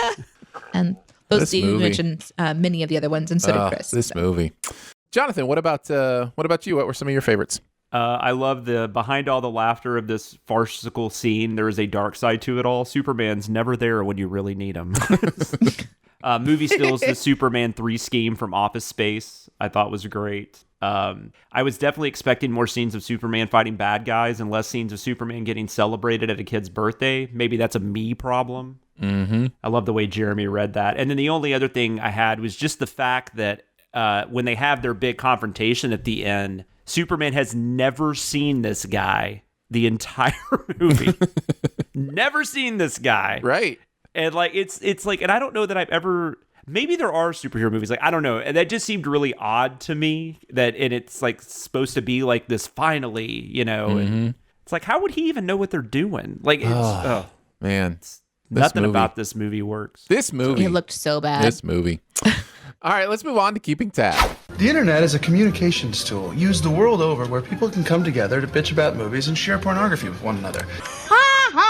Oh, jeez. This is the most public yet of my many humiliations. We're each going to talk about the process of being a sins writer, some of the fun stuff we encounter, whether it be Google searches we have to do, maybe as a narrator, audio outtakes this week. Oh, sorry. I'm sorry. Today, you just have some popping you need to do? I just, It's like, I'm trying. do you just, it's like sometimes Danae's just like, oh, I forgot I was recording a podcast. I do that too, though. I'll just start like making not in this necessarily, but just in life. Like I'll just start making a noise and be like, oh, there's people around me. Well, like, Danae, we will let you go first then. What is your keeping tabs for the week? I just was trying to figure out how painful it is to have an arm out of socket. I ended up doing some research for the duck adhesive dynasty of the Quacker Bang people, and dislocated shoulders suck. I've heard it's really painful. In short, it's not great. But here are some signs that you might have a dislocated shoulder. This is stuff that I looked up. Searing pain in the shoulder area. Yeah, that's one of them. Intense pain, inability to move your joint, swelling or bruising, and a visibly deformed or out of place shoulder. Wait, one of the signs of a dislocated shoulder is an out of place shoulder? That's crazy. Yeah. But there's also ways to try to get your arm back in socket, because people do go to the internet to see if they can just do this themselves. And so I was reading about that. Now, this reminded me of when I was growing up, if there was an injury or something, my dad was always the one who's like, oh, I'll just take care of it myself. Like, for example, my dad, his two front teeth were misaligned. They kind of, it doesn't matter. But every day in school, he would just put his hand in his mouth and just pull his teeth until they went back in place, because he didn't want to have braces. And his mom and dad, they didn't have money anyway to do that, but he wanted to have straight teeth. And so while he would sit there and listen, he would have his fingers in his mouth and he would just be like pushing his teeth. And he did it like every day in school, and he has perfectly straight teeth. Like his two front teeth are perfectly straight. And he talks about that. My dad is also. I would totally, if that were in a movie, I would totally give it a "this works" sin. It does not seem possible. I also had a cyst on my wrist when I was younger, and my mom was like, "Well, we're going to make an appointment at the doctor to check it out." And they said, "Well, usually, we have surgery. We can just cut the wrist open and kind of just release it, and it should work it right up." My dad, in all seriousness, said, "Or I can just hit it real hard with a book." Because that's my dad. So I, of course, I'm his daughter. So I'm like, well, I mean, if I had a dislocated shoulder, could I just take care of it myself? And so I read about how you can stand or sit, grab your wrist of your injured arm, and then pull your arm forward and straight in front of you. Oh, wow. To guide the ball of your arm bone back into the shoulder socket. And when it's back in place, you put it in a sling. And that way it can kind of heal itself. Now, I don't recommend doing that. I think you'd go By the see way, a doctor, Behind the Sins is not a podcast you should seek for medical advice. No. Right? Nope. Not at all. So anyway, it was an interesting read. When you first said that, I was just going to say the first thing that popped in my head is there's a pretty, I guess, famous scene from Lethal Weapon 2 where Mel Gibson's character, he does that. I think he's bet that he can't get out of a straitjacket, and the way he gets out of it is he dislocates his shoulder, like he has an old injury, and then he just bangs it up against this like locker or something to put it back in. And I'm like, I've always thought like that can't work. But how many people tried to do that after watching this fucking movie? You know? Yeah. Well, I think if I remember correctly, the shoulder, in the shoulder there, it's a ball and socket joint. So there are ways for that ball to just roll out of the socket and also roll back in if you know what you're doing. But to Jonathan's point, I also read very particularly a dislocated shoulder is a genuine medical emergency that requires immediate attention. Yes. And rather than wait or try to fix your injury on your own, you should go to the ER and have your shoulder treated by a professional. My daughter had to go a couple times because she got her arm pulled out of socket when she was really young, and that's really common. It's called nursery elbow or something like that. Interesting. And there's a way the doctor will twist the arm back in so where it goes back in, and he told us how to do it, and I'm like, dude, there is no way I'm doing that on my own. If this happens again, I'm bringing her back to you, which I did. It happened twice, I think. Yeah. It's something like that. Cradle elbow, nursery elbow. It's something like that. I can't remember. But all that just creeps me out. But she would you could tell she had done it because her arm would just be kind of dangling. And she didn't cry. She just kind of looked annoyed. Just get used to it, I guess. Yeah, I guess. Jonathan, what do you got for you keeping tabs? Oh, shoot. Somehow that's not pulled up anymore. All right, so I did a little research on Superman 3 because I knew there was some stuff about like we've already mentioned the Richard Donner and stuff, but there's a sin in there where I say instead of doing Brainiac, they did whatever this is, and that was because originally the film was supposed to include, and Brainiac, by the way, for anyone who doesn't know, Brainiac is Lex Luthor is definitely your most popular villain when it comes to Superman, I would guess. Brainiac might be on that next tier. And I don't think they've ever had him in a live action movie. So, but anyways, originally the film was supposed to include Brainiac, and then it was also supposed to include, I'm going to screw this, I always miss this name, Mr. Mixapik, I think is how they say it. And Supergirl was supposed to be in it too, which of course Supergirl had her own solo movie in 1984. And from what I remember, that movie's really bad too. I've not seen that movie since I was a kid. But in this version, I thought it was really weird, and I guess it's good they didn't make this one either, because in this version, Dudley Moore was supposed to play Mixapik, and Brainiac was going to be a surrogate father to Supergirl, which just sounds really lame.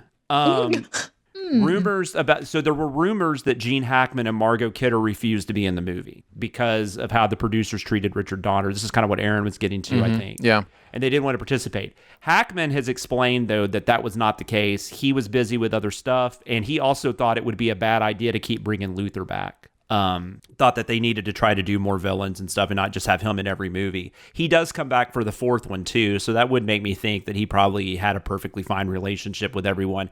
So Margot Kidder, I couldn't find anything where she said I never saw anything where she said that wasn't true, but the Salkins, the producers, they said that Kidder's role was reduced because they wanted to introduce Lana Lang and they wanted a different love interest for Superman since they had exhausted the Lois and Clark stuff in Superman 2. So who knows? Yeah. Sometimes you don't know. Just on a side note, Richard Pryor was cast reportedly because he said on a Tonight Show appearance that he liked Superman 2. Well, there you go. And this movie got Pryor a 5-year contract with Columbia worth $40 million. Nice. Yeah, so good for him. Yeah, at least something good came out of it. Way to go. My keeping tabs this week. First, I'll just say I wanted to mention because there was some commentary going on in the comments of the WandaVision about the episode number, Sin. And Jonathan, you and I kind of talked about this, but everywhere you look on the internet, the episode number is wrong. Now, I'm kicking myself about this because I had this thought, and I even did Google searches. So it was on the DVD? The DVDs, yeah. I couldn't find it either. I couldn't find it. Yeah, I was doing Google searches, like image searches for Dick Van Dyke DVD set, and I don't know that this is correct because I can't find confirmation anywhere. Yeah. But according to people in the comments, that DVD set has them reversed for some reason, which then that makes perfect sense. That does. If I had gone back in time and had to do it differently, I think maybe what I would do is just said, something along the lines, and maybe it's wrong on these DVDs, but Wanda is such a huge, Dick Van Dyke fan. She should have known better. And what? Didn't she have the internet or something like that? Oh yeah, kind of thing. we could have done something like that just to point out that actually isn't the order, even though on those DVDs it apparently is. Whenever something that specific is stated, I'll usually just look it up out of curiosity. And this time, when I looked it up on IMDb, it was like a different episode. So I'm like, huh. And I looked at I confirmed that with like 4 different sources, because I could not figure out why they would have gotten that wrong. And then I was like, well, maybe it's on those DVDs. And so I tried to find those, and I couldn't find them. So well, then that's a sin on the DVDs, because why would they do that? That's right. But then Danae wanted me to play my recording for the Dun Dun Dun on board Sin. So and thank you for doing that, because I really, really, really wanted to capture this moment where those of us who know Wanda had just watched an entire episode of, I know that. Yeah, I know that. Okay, I'm bored. And I thought you did a great job. Well, I appreciate that. It went through several variations, because I forget, was it you that wrote that Sin first? And it was like I think Danae wrote that one. You just threw it in there, and then we kind of played around with how to do it, because I think it was a combination of a Sin that one of us wrote. Anyways, it doesn't matter. But I do remember feeling like there were several variations on how we might do it. You're lucky. I remember it's Friday, and I'm here with you guys. No, I'm with you, man. I am so with you. Anyway, so here are the different versions I threw out for possible use. And since Danae had kind of written this in, I asked her which one she wanted to use, and she picked the one that's eventually in there, which I think is my first take. I think it's your first take, yeah. So, but here are the different ways I thought about going with this Sin. I can't hear anything. Me either. Oh, well, then why don't you just say something? Say something if you can't hear it. I thought maybe it was going to start. Guys, you waited 20 seconds before you said you couldn't hear anything. Oh my God. Listen. I heard Jonathan. This is going to make my comment even better in a second. I heard Jonathan giggle, and I was like, well, maybe Jonathan can hear it and I can't. And he was giggling right in the right time. I know. And then I was remembering I've heard this before. I was like, it's fine. And then I saw, Aaron, you were giggling. I'm like, I'm probably the only one that can't hear it, and it's okay. And then Jonathan's like, I can't hear anything. Jonathan is giggling at the exact right time. You were. You should just leave it in like that. Maybe. Well, I don't know if can anybody else hear it though. No, if I can't hear it, I can't. Yeah. Aaron, it'll be on Aaron's Karen audio. Could, yeah. All right, here we go again. Let's try this again, shall we? It usually works. I didn't click share audio, but I didn't realize I didn't, because you two just sat there and let me listen to something I recorded all by my lonesome. All right, because we're nice. Because you're awesome. All right, here we go. Here are the different versions I tried out for the Dun Dun Dun, the different versions that it went through. Dun Dun Dun. Oh. Dun dun dun. Yawn. Dun dun dun. Dun dun dun. What was the second one? What did you say? Like yawn? One? Yawn. Yawn. I just said yawn after it was over. I thought he said one. I was like, I think Danae, I think you picked the right one. That first one I think is the way to go with it. But that last one was interesting to me, just trying to turn the dun dun dun into like a question. So anyways. Yeah, was there more? I can't remember what it was originally now. Yeah, I definitely didn't write that. I remember the dun dun dun was something Danae wrote, but was there more to the Sin before the I'm bored, or was it always well, just you know that? what? We can look it up. That is not hard to do. Here's what it was. Originally, I had written a Sin that was dun dun dun, but also what? That was originally what the Sin was going to be. Oh wait, we wrote on this one, didn't we? I yes. thought Danae didn't even write on this. No, it was not Danae. I was the shadow. But her comment was, Gotcha. can we make it more of a yawn? Because I remember this. So now. then we talked about, well, do we combine dun dun dun with the yawn? Do we just say yawn afterwards? And so that's where all those different versions come from. So that's just kind of a look behind the scenes of like how a Sin evolves through the writing process and the narration process to the final product. So these are the conversations we're having Wednesday at 10:30. That's right. That is absolutely right. All right, let's move on to the comment section. I appreciate your honesty. You're a real straight shooter. You are the ones who are the ball lickers. Let's each pick a comment from this week's videos to chat about. I'm going to start this week. Or 7 if you're Danae. I actually do have 7. No, I don't. Do you really? No, I have 5. I was going to say Aaron is not one to talk in that point. No. I do throw a couple comments out there sometimes. These are 5 parts of the same comment series. God, now you really sound like an ass, man. So anyhow, on the I believe it was the Big Bang Theory at the end, there's the kitty song or whatever, and do the singing skip. And, Soft Kitty. Yeah, thank you, Soft Kitty. And Kim Dominic says, I didn't know you could sing skip that well, smiley face. And then, of course, there's the prerequisite, how is this 16 hours ago? Responded with Patreon is magic. And then Jose says, honestly, Aaron should sing more in scripts. And then Artist Without Talent says, Dicer does have a surprisingly good singing voice. And I just have to tell you how much that made my heart swell, guys. Thank you. You've recorded though, right? You've sang in the past, right? I have been in singing groups and different things like that. But and yes, I have recorded. But it is one of those things where it's I don't know if people understand. The comments can be such a treacherous place. Then when people are nice in the comments, how beautiful it is. And so I just wanted to point that out and say thank you very much. That gave me some feels. Appreciate that. So yeah, that's awesome. What did you have today? I didn't do a comment this week. Oh, well, there you go. Yeah, I didn't prepare one. And I was like, oh, right. I probably should do that. So I'm going to head to Commercial Sins, but I can't because it hasn't posted yet. So nope. Skip. What about you, Jonathan?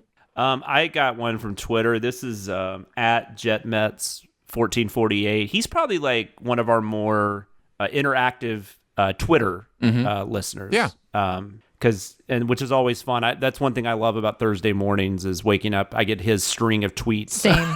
Same. All the stuff he's heard. Yep. But on this past week, when Aaron decided to tell us that we were the worst, he tweeted, Aaron had me dying because even when he's yelling, he still sounds happy. Yep. Yeah, that's me. That is me. I wouldn't actually say you were yelling. I think you were just in fact, commenting. I think it was interesting because it was actually after that I think he's talking about where it was I was trying to get from the comment section to the next section.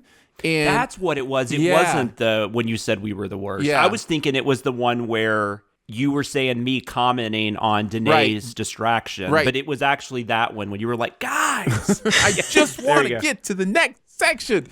Yeah, we were live with people, and we were like, "Wait, are we saying goodbye or what?" You're like, "I have a plan. Just shut up," without saying "shut up." Wait, Jonathan has to say whatever anniversary it is. And I do remember telling the people who were watching, our amazing Sin Club members who were watching us live after I finally got through it. That I hope that didn't come off as too intense, and they were all like, no, that was really funny. It was hilarious. I mean, today and I were laughing. It was hilarious. Yeah. No. I just picture your kids just laughing whenever you scold them. Oh, you picture correctly. You picture absolutely correctly. I had that same problem with my daughter. She's scared of my wife. She's not scared of me. Yeah. So. I remember a story that Aaron told once of trying to motivate one of his children to get out of bed, and so he was trying to progressively okay, I pick my daughter up, by the way. I'm gonna return, and you better be out of bed. And then he comes back and he's out of bed. Okay, well, when I come back this next time, I'm gonna have a bucket of water, and you're gonna get wet. And the kid's just like, I don't care. What are you gonna do? And then Aaron starts to get emotional and be like, I don't know what I've done wrong as a parent. And the kid was up and out in 12 seconds. He's like, I'm out. Yeah, I didn't want to hear that. I told Aaron, I'm like, you need to go to that first. Be like, That's right. I just have been sitting here for 20 minutes trying to figure how I there failed is you as a nothing dad. more.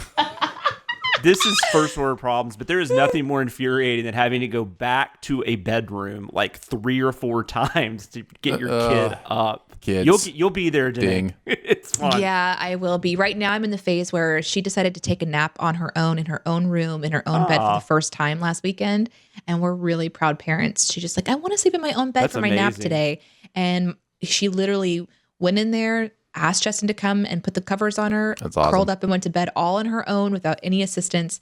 And Justin just stayed in the living room, just stunned until I was finished with what I was doing. I was on Sif Pop, so I couldn't go and like participate, but I was getting text messages and it was really cool. So that's the phase we're in. That's a nice we're phase. a little ways away from that. Yeah. And I know Aaron probably couldn't do this because his kids were like Dikembe Mutombo size, but Yes. my daughter, I can just pick her up out of bed, which is what I do. I just pick her up and stand her up, and I'm like, go on.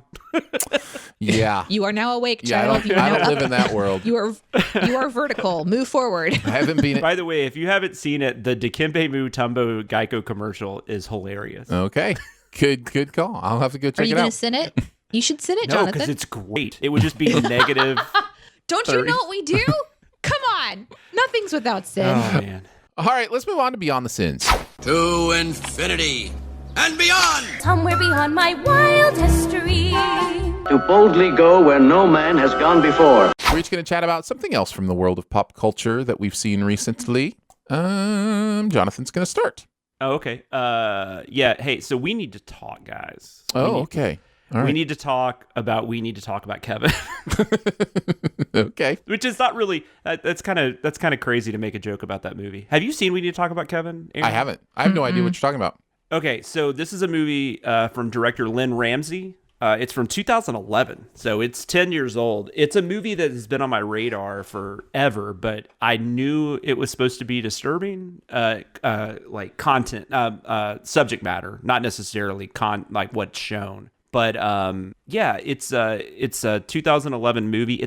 It is based on a book by Lionel Shriver, and this was another reason why I had kind of put it off, because I had tried to read that book and it just freaked me out, so I put it down, which I don't. That doesn't happen often. But what it's about is the awesome Tilda Swinton. Well, I should say also the funny reason why I finally watched it was the Criterion Channel. I'm subscribed to that streaming service, and they do this awesome thing. And this has become like my monthly Christmas, where on the 1st, if you go on the Criterion Channel, it'll show you everything that's coming off at the end of the month. So you have like 30 days to watch these movies. And there's so many movies on that streaming service, it's kind of just overwhelming. So what I've started doing is just watching the ones I know are leaving. Like I'll go through. See, Aaron, that's another way to find some content. Exactly. I was just sitting here thinking how angry that would make me. Because like you have the content, but you're taking it away from me. Like I would just be like, listen, I know the order I want to watch movies in. Why are you forcing me to watch them this month? That's a you thing, not a me thing. Yeah, for sure. It's kind of fun though for me. It's like sure. Christmas. No, I get it. It's like these are the movies I get to watch this month. And you never, it's just kind of exciting. But anyways, so this was one of the ones this month. So if you have Criterion Channel, you can watch this movie. It will be gone on the 30th or 31st, or 31st, I guess. But this movie is available. Like I don't think you'd have an issue finding this movie somewhere.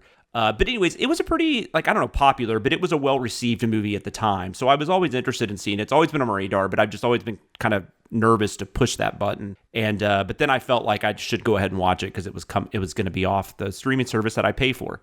So I watched it. I actually tweeted about this. I watched it last Sunday afternoon. And I tweeted that was not a great pick for a Sunday afternoon movie because it kind of put me in a foul mood for the rest of the day.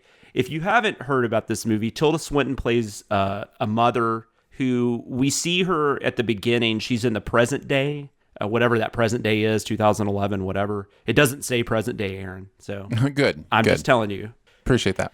It's in the present. But anyways, we don't know what's happened, but we know something has happened. Like when she wakes up, she walks out, she hears a banging, she walks outside of her house, somebody's throwing like paint on her house and stuff. So we know there's something that has happened where people in the neighborhood, and she goes to a job interview and we find out that she's been going to a bunch of interviews and nobody will hire her. So we know something has happened. And we quickly find out it has something to do, hence the title of the movie, it has something to do with her son, Kevin. And then so throughout the movie, what happens is it goes back into the past, you find out she married a guy played by John C. Reilly. The great John C. Reilly's in this.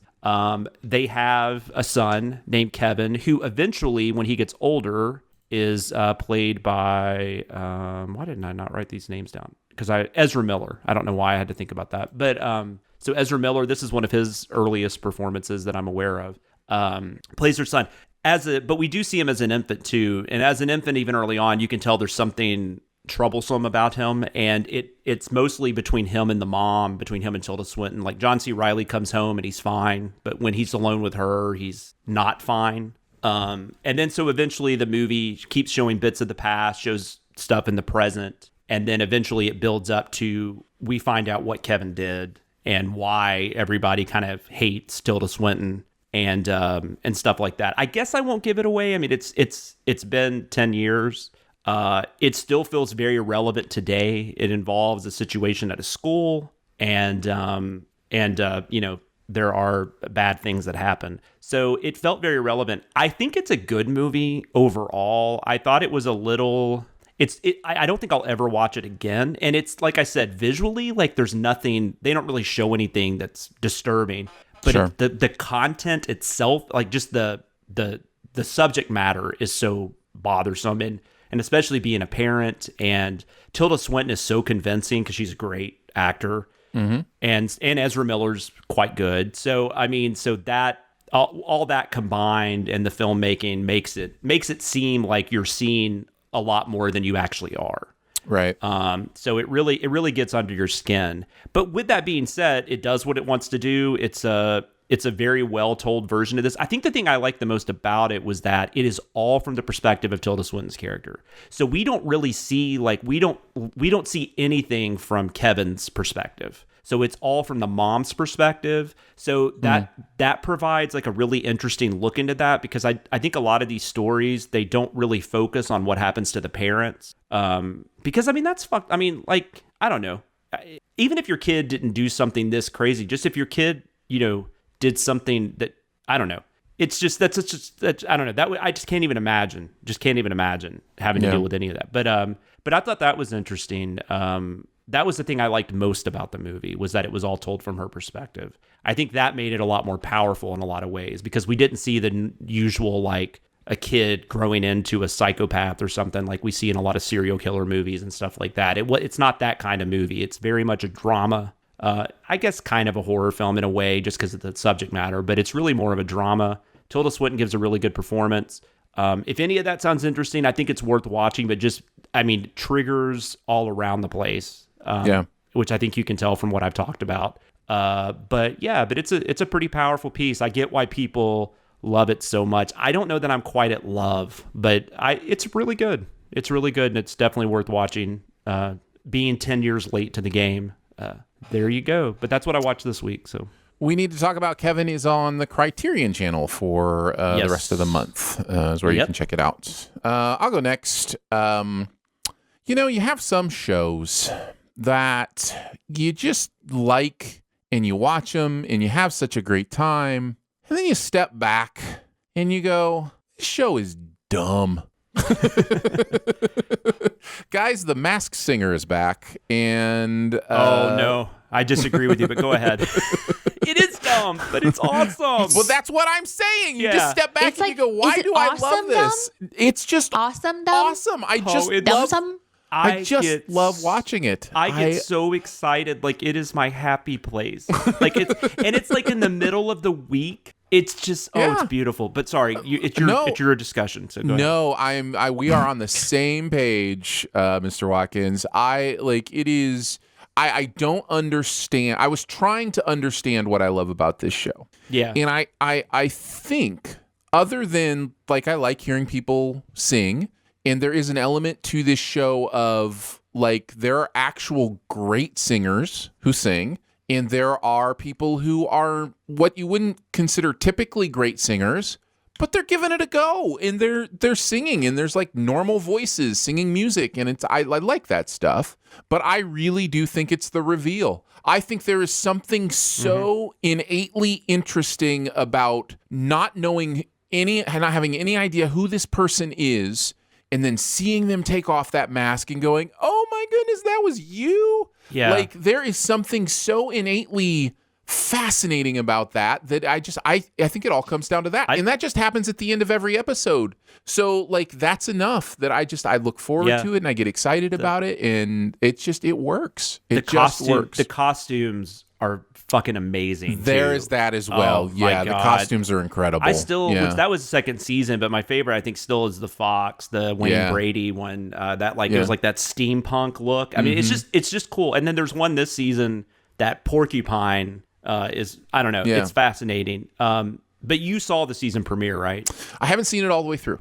Okay. I'm about halfway into the season premiere. My week has been busy enough that I didn't even make it through The Masked Singer. I'm definitely. We don't need to give that away anyways, because people probably haven't. People that do want to watch it may not have seen it yet. That is a show I watch almost always on that night because I don't want to accidentally get spoiled. Yeah, that would ruin the fun.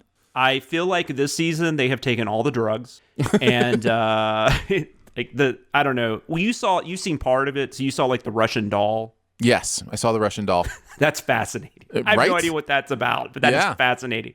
But I do think there is a bit of like you. I think we've talked about this. There is a little bit, which even though it's a reality show, it is staged, right? Of course. And I always do feel like that season premiere always seems to have, like, at least since the second season, like maybe a bit of a bigger name. And I always wonder if that's like... I don't think legally they can set it up that way. I don't know how they would do that.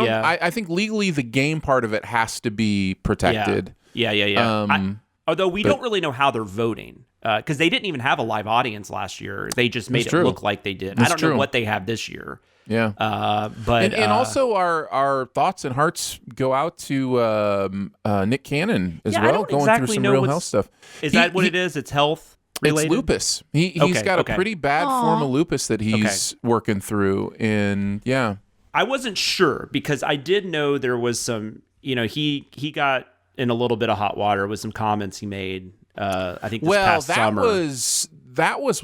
Wasn't that back when he got fired from? He got fired from Wild and Out, but he still did Masked Singer. But then But then he's been hired back to do Wild and Out. But then Niecy Nash. I have a feeling it has to be. And Niecy Nash even said, we hope he gets better. So clearly, comes back. Yeah. Clearly, it's a health related issue. But I did know he had lupus. I think he's discussed that over the years, whenever he got diagnosed. Yeah. So anyhow. We may have talked about it before, but it was fresh on my mind, and I just want to say, give yourself the grace to have some fun with a stupid show like this if you enjoy it. Just enjoy it. And I will say this real quick. I think I watched The Masked Dancer, although after a couple episodes, it got to be where I just fast forwarded to the end because that was terrible. And I think that show made me even more confused as to why The Masked Singer works. Yes, thank you. I'm not interested at all in The Masked Dancer, and I don't understand it. Yeah, I don't either, but I go watch The Masked Singer, and how is this better? And I don't know. I don't know. It's amazing. Danae, finish us off. What do you got? I don't have anything this week. Yay! I haven't watched anything new. I haven't been reading a new comic to talk about. I have done nothing this week but bust my butt. We've been buried in work. Yeah. Yeah, well, hey, that's okay. Some weeks are like that. Tell me about that poster behind you that has like the guy in the red shirt and the girl he's with. What is that? What is that? I just now noticed that. So that was a gift to my grandmother from one of her family members who painted it for her wedding, and it's just like a silly joke of like two hillbillies getting married. Oh, they're hillbillies. I was wondering what was going on with them. Yeah, it's supposed to be like we're getting hitched. So he's got like a little jug of moonshine. Nice. She's holding a little bouquet of flowers, and at her feet is a chicken. A chicken? It says we got hitched at the bottom. And then it has the date and then their names. So it's my grandparents' names and their wedding date. Oh, that's cool. That was painted in the 30s, I think. Wow. So 10 years from now. Yeah, so it'll be yeah, right. In 10 years, it'll be 100 years old. Wow. And it was in a box of handkerchiefs that my grandmother wanted me to go through to see if I wanted anything from her handkerchief drawer. So, because she had all these, like, there was handkerchiefs, and then there was they were for her hair, for when she would put them over her hair and go out in public, and she didn't know if I wanted any of them, and that was buried at the very bottom. And I unscrolled it, and I was like, "What's this?" And she's like, "Oh, my so-and-so, I think it was her cousin. I have it written down somewhere. My cousin, used to draw these, and she drew that for us for our wedding day, and I forgot all about it. Do you want it? It's so strange." I was like, "Well, yeah, that's hilarious." So I got to hang it up. Nice. Yeah. Well, best Beyond the Sins ever. If you want to check out Danae's Getting Hitched poster, you'll have to catch me live you'll sometime. Have to catch her live sometime on Twitch. There you go. So the Beyond the Sins is Danae's Twitch. Which you can find at Danae Says. Made it easy for you. DENEESAYS. You're already used to it. Nice. Well, we did it, guys. That's going to wrap it up for Behind the Sins this week. Don't forget to make sure you're subscribed. Go ahead and leave a comment or rating as well. And if you've got anything you want to send us, mail it to P.O. Box 881, Republic, Missouri 65738. You can hang out with us on Twitter. I'm at Aaron Dicer. She is at Danae Says. DENEESAYS. And he is at Sam Lewis 13. So for Jonathan Watkins, Danae Hughes, Chest Toes, and myself, we will see you next week. Chest Toes. Happy Transit Driver Appreciation Day! Thanks for listening. Send any feedback to bts@cinemasins.com. And be sure to subscribe, rate, and comment. Find more ways to connect by visiting cinemasins.com/BTS. The house began to pitch, and something switch, and lobby dooby something. A ditch, which was such a situation. Oh, that's gonna be an outtake.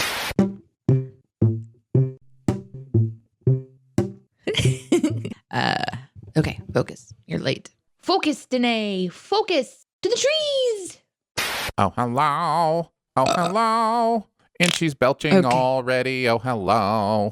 But it has been a little bit of a bitch. Just a little bit. I don't like that word. You don't like that word? You're allowed to use it, for sure. I'm just not allowed to use it. I feel like that word is I don't intrinsically mean it female. Right. Like there are some words that do make a transition, right? But there are other words that have been so inherently used to put down a certain group for so long that they don't make that transition. But you're right. When I say tricky bitch, what I'm talking about is it has been an absolute nightmare situation. Right, totally. No. Oh my God. I had to download 5 updates for my camera. Because on this new computer, every time I plug the camera in, let me see if I can actually make it happen. What word is Aaron saying he's not allowed to use? Bitch. not allowed. Even like you can't even say like life's a bitch. You don't say stuff like that. Correct. Here's my thinking. Does that offend you if I say life's a bitch? No. Today? If it does, I don't. I don't get offended. No. I genuinely. Well, I mean, I don't know why you would get offended, Aaron. Right. I was talking to Nick. Oh, I thought you were talking. Sorry. Yeah, I thought you were talking to me. Maybe this is just me because I do agree. Like saying things are gay, that's horrible. Like I don't do that. But I don't call women bitches. But things like life's a bitch, I don't know. I've never quantitated that as the same thing. That's what we're talking about. I've just decided that because it could go the other way. We live in a world where 10 years from now, it could be looked at as like a word you don't say. It's too early for this. No kidding. It's never too early for this, guys. So I have to tell you this. Just a few days ago, I got a dental cleaning. I went to my 6-month dentist appointment. Fascinating stuff.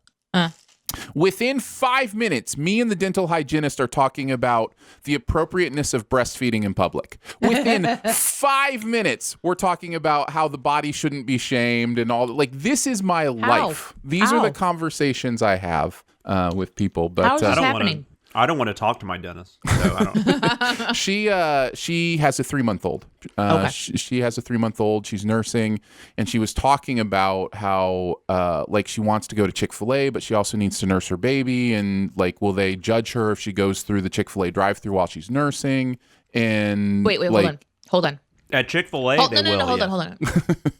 I'm judging because I'm curious how one goes through a drive-through while nursing. I mean, Dude, I I can almost guarantee my wife can do it. My wife took cereal with her this morning. How do you eat cereal and drive? But you have to hold an infant, right, to breastfeed them. Yes, yeah.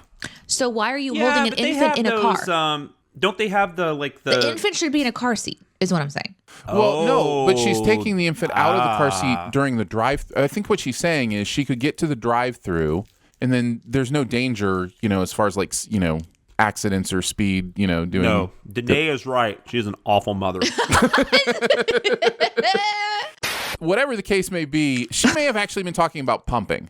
Maybe she was talking about pumping. I'm not sure. Whatever the case, the conversation came up, and of course, we get into a conversation, and she was. If she said feed, though, I doubt she was talking about pumping. Yeah, she may have said pumping, and I may just not. I may be remembering it wrong. Whatever the case, it was one of those things where she was so encouraged after our conversation. She was like, "You're right. I should not be ashamed to have my breasts out if I'm feeding my child. It's but I'm a with natural Danae. thing. You should be ashamed your kid's not in a car seat." Well, we found a way to judge someone. Good. What is, in your opinion, the most, I'm trying to think of the word, popular. Let's go with popular. The most popular competition that has not been added to the Olympics. Like if trampolining can be a medal event, what are we missing? What's at the top of that list? I don't know. Probably video games. Yeah, I think so too. Maybe. I think League of Legends, that kind of stuff. Yeah. Mm-hmm. And then they've taken stuff away too, which is they took baseball away. Yeah. Baseball's gone, which I don't know. That's kind of a hard one. I don't know. It's a hard one to put together, right? There's, a baseball team is. And the U.S. didn't even qualify. I think the last couple times they had it, which is kind of sad because that's our sport. That's America's pastime. It it's sure not used anymore. to be. Yeah. Now I don't know. Now it's America's past its time. That's where it's gone. Okay, so listen, I had one thing I wanted to get to with the nursing conversation. It'll be real quick, I promise. Oh my God, Aaron! No, I thought of something that I wanted to pass. Along. You know what? It's fine because we're not going all the way back to bitch, so that's good. It's good. Although that is an unfinished conversation I want to have sometime. Yeah, I know. The thing I came to that I told her, I was like, I don't think I've ever said it that way before, because she was like, well, some people have fetishes and some people are turned on by breasts no matter how they see them. And I said, yeah, but that's not your responsibility. I said, there are people with foot fetishes, but we all go barefoot at the beach. It's not it's one of those things where just because somebody is sexually attracted to a part of your body doesn't mean you can't show it. That's on them to handle their desires and their whatever. So all those women attracted to 44-year-old, overweight dads. I can't do anything about it. That's right. Hey, listen, the dad bod has become a real thing. That I always exists. ask, when somebody says that, I always like to go, what about the double dad bod? Is that what about the dad plus bod? Whenever I see pictures of dad bod, it's like just a little it's fluff. like freaking Cal, it's like Khal Drago or whatever. Right, yeah. It's like Jason Momoa. That's not a dad bod. Give me a fucking break. This is a dad bod. I'll show you a dad bod. They show The Rock at the beach. I'm glad you use that. I think obviously the difference between feet and breasts is that Explain today. Please go ahead and explain. That was a great sentence. Thank you. I'm ready for this. I'm totally ready for this. Love combining feet and breasts. Now I'm picturing breasts with feet, and don't do that. Hey, Aaron. Don't do that. I don't like anything now. Listen, let me tell you about the difference between feet and breasts. Let's. Oh shoot! No, breasts don't have toes. Well, they have nipples, so they're kind of like. He's got one toe in the middle. Just one little toe right there in the middle. You're welcome, anyone. You're welcome, everybody. Such a great visual for your sexcapades tonight. Honey, play with my chest toes. What I was actually trying to get to, though, is that the entertainment industry or whoever is responsible didn't deem breasts something that can be shown publicly. Right. We get in trouble for it, no matter what platform you're on. Yeah. If there's a nipple showing that's a female nipple only, which is why I love those shirts that just have like male chest with the nipples cut out on a female. Yeah. So funny. Yeah. I love that so much. That's the difference, is that they haven't said, you know, if we can't show feet on TV, we can't show feet, you know, in magazines. It's only sexual. So if you want to see, you know, the areola, if you want to see the boob toe, you have to go to porn magazines for that. The boob toe. It is changing. There was recently a breastfeeding commercial that aired on television that had a bunch of boobs in it, and it was because it was you know, it was deemed okay because it was breastfeeding, but it wasn't just them breastfeeding either. It was talking about like coming to terms with what your boobs look like now that you're a mother, you know, like that kind of stuff. And I found that so wonderful that that there is an attempt to desexualize, you know, parts of the human body that aren't always sexual, you know? So yeah. We should say this is America too, what we're talking about, because you're going to have like French listeners being like, what the fuck are you talking about? That's right. No, you're right. No, they know how ridiculous everything is over here. Commercials are just like, hey, here's a boob, enjoy this milk, or you know, I don't know. Like a topless woman eating cheese. What's happening? No, I just know like a lot of I'm other. just imagining the French commercial. Oh, oui, oui. Here's a boob. Enjoy the milk. What is this? Do I sound okay? Because my mic, I'm just trying to figure out why my mic is set up, because you can actually see my mouth right now, so I'm kind of confused. Me too. I have no idea who I'm talking to. I can't stop staring at your mouth. Cover your mouth. You need to cover your mouth. It's causing Danae to have bad thoughts. I didn't say I was having thoughts. I said that I can't stop looking at it.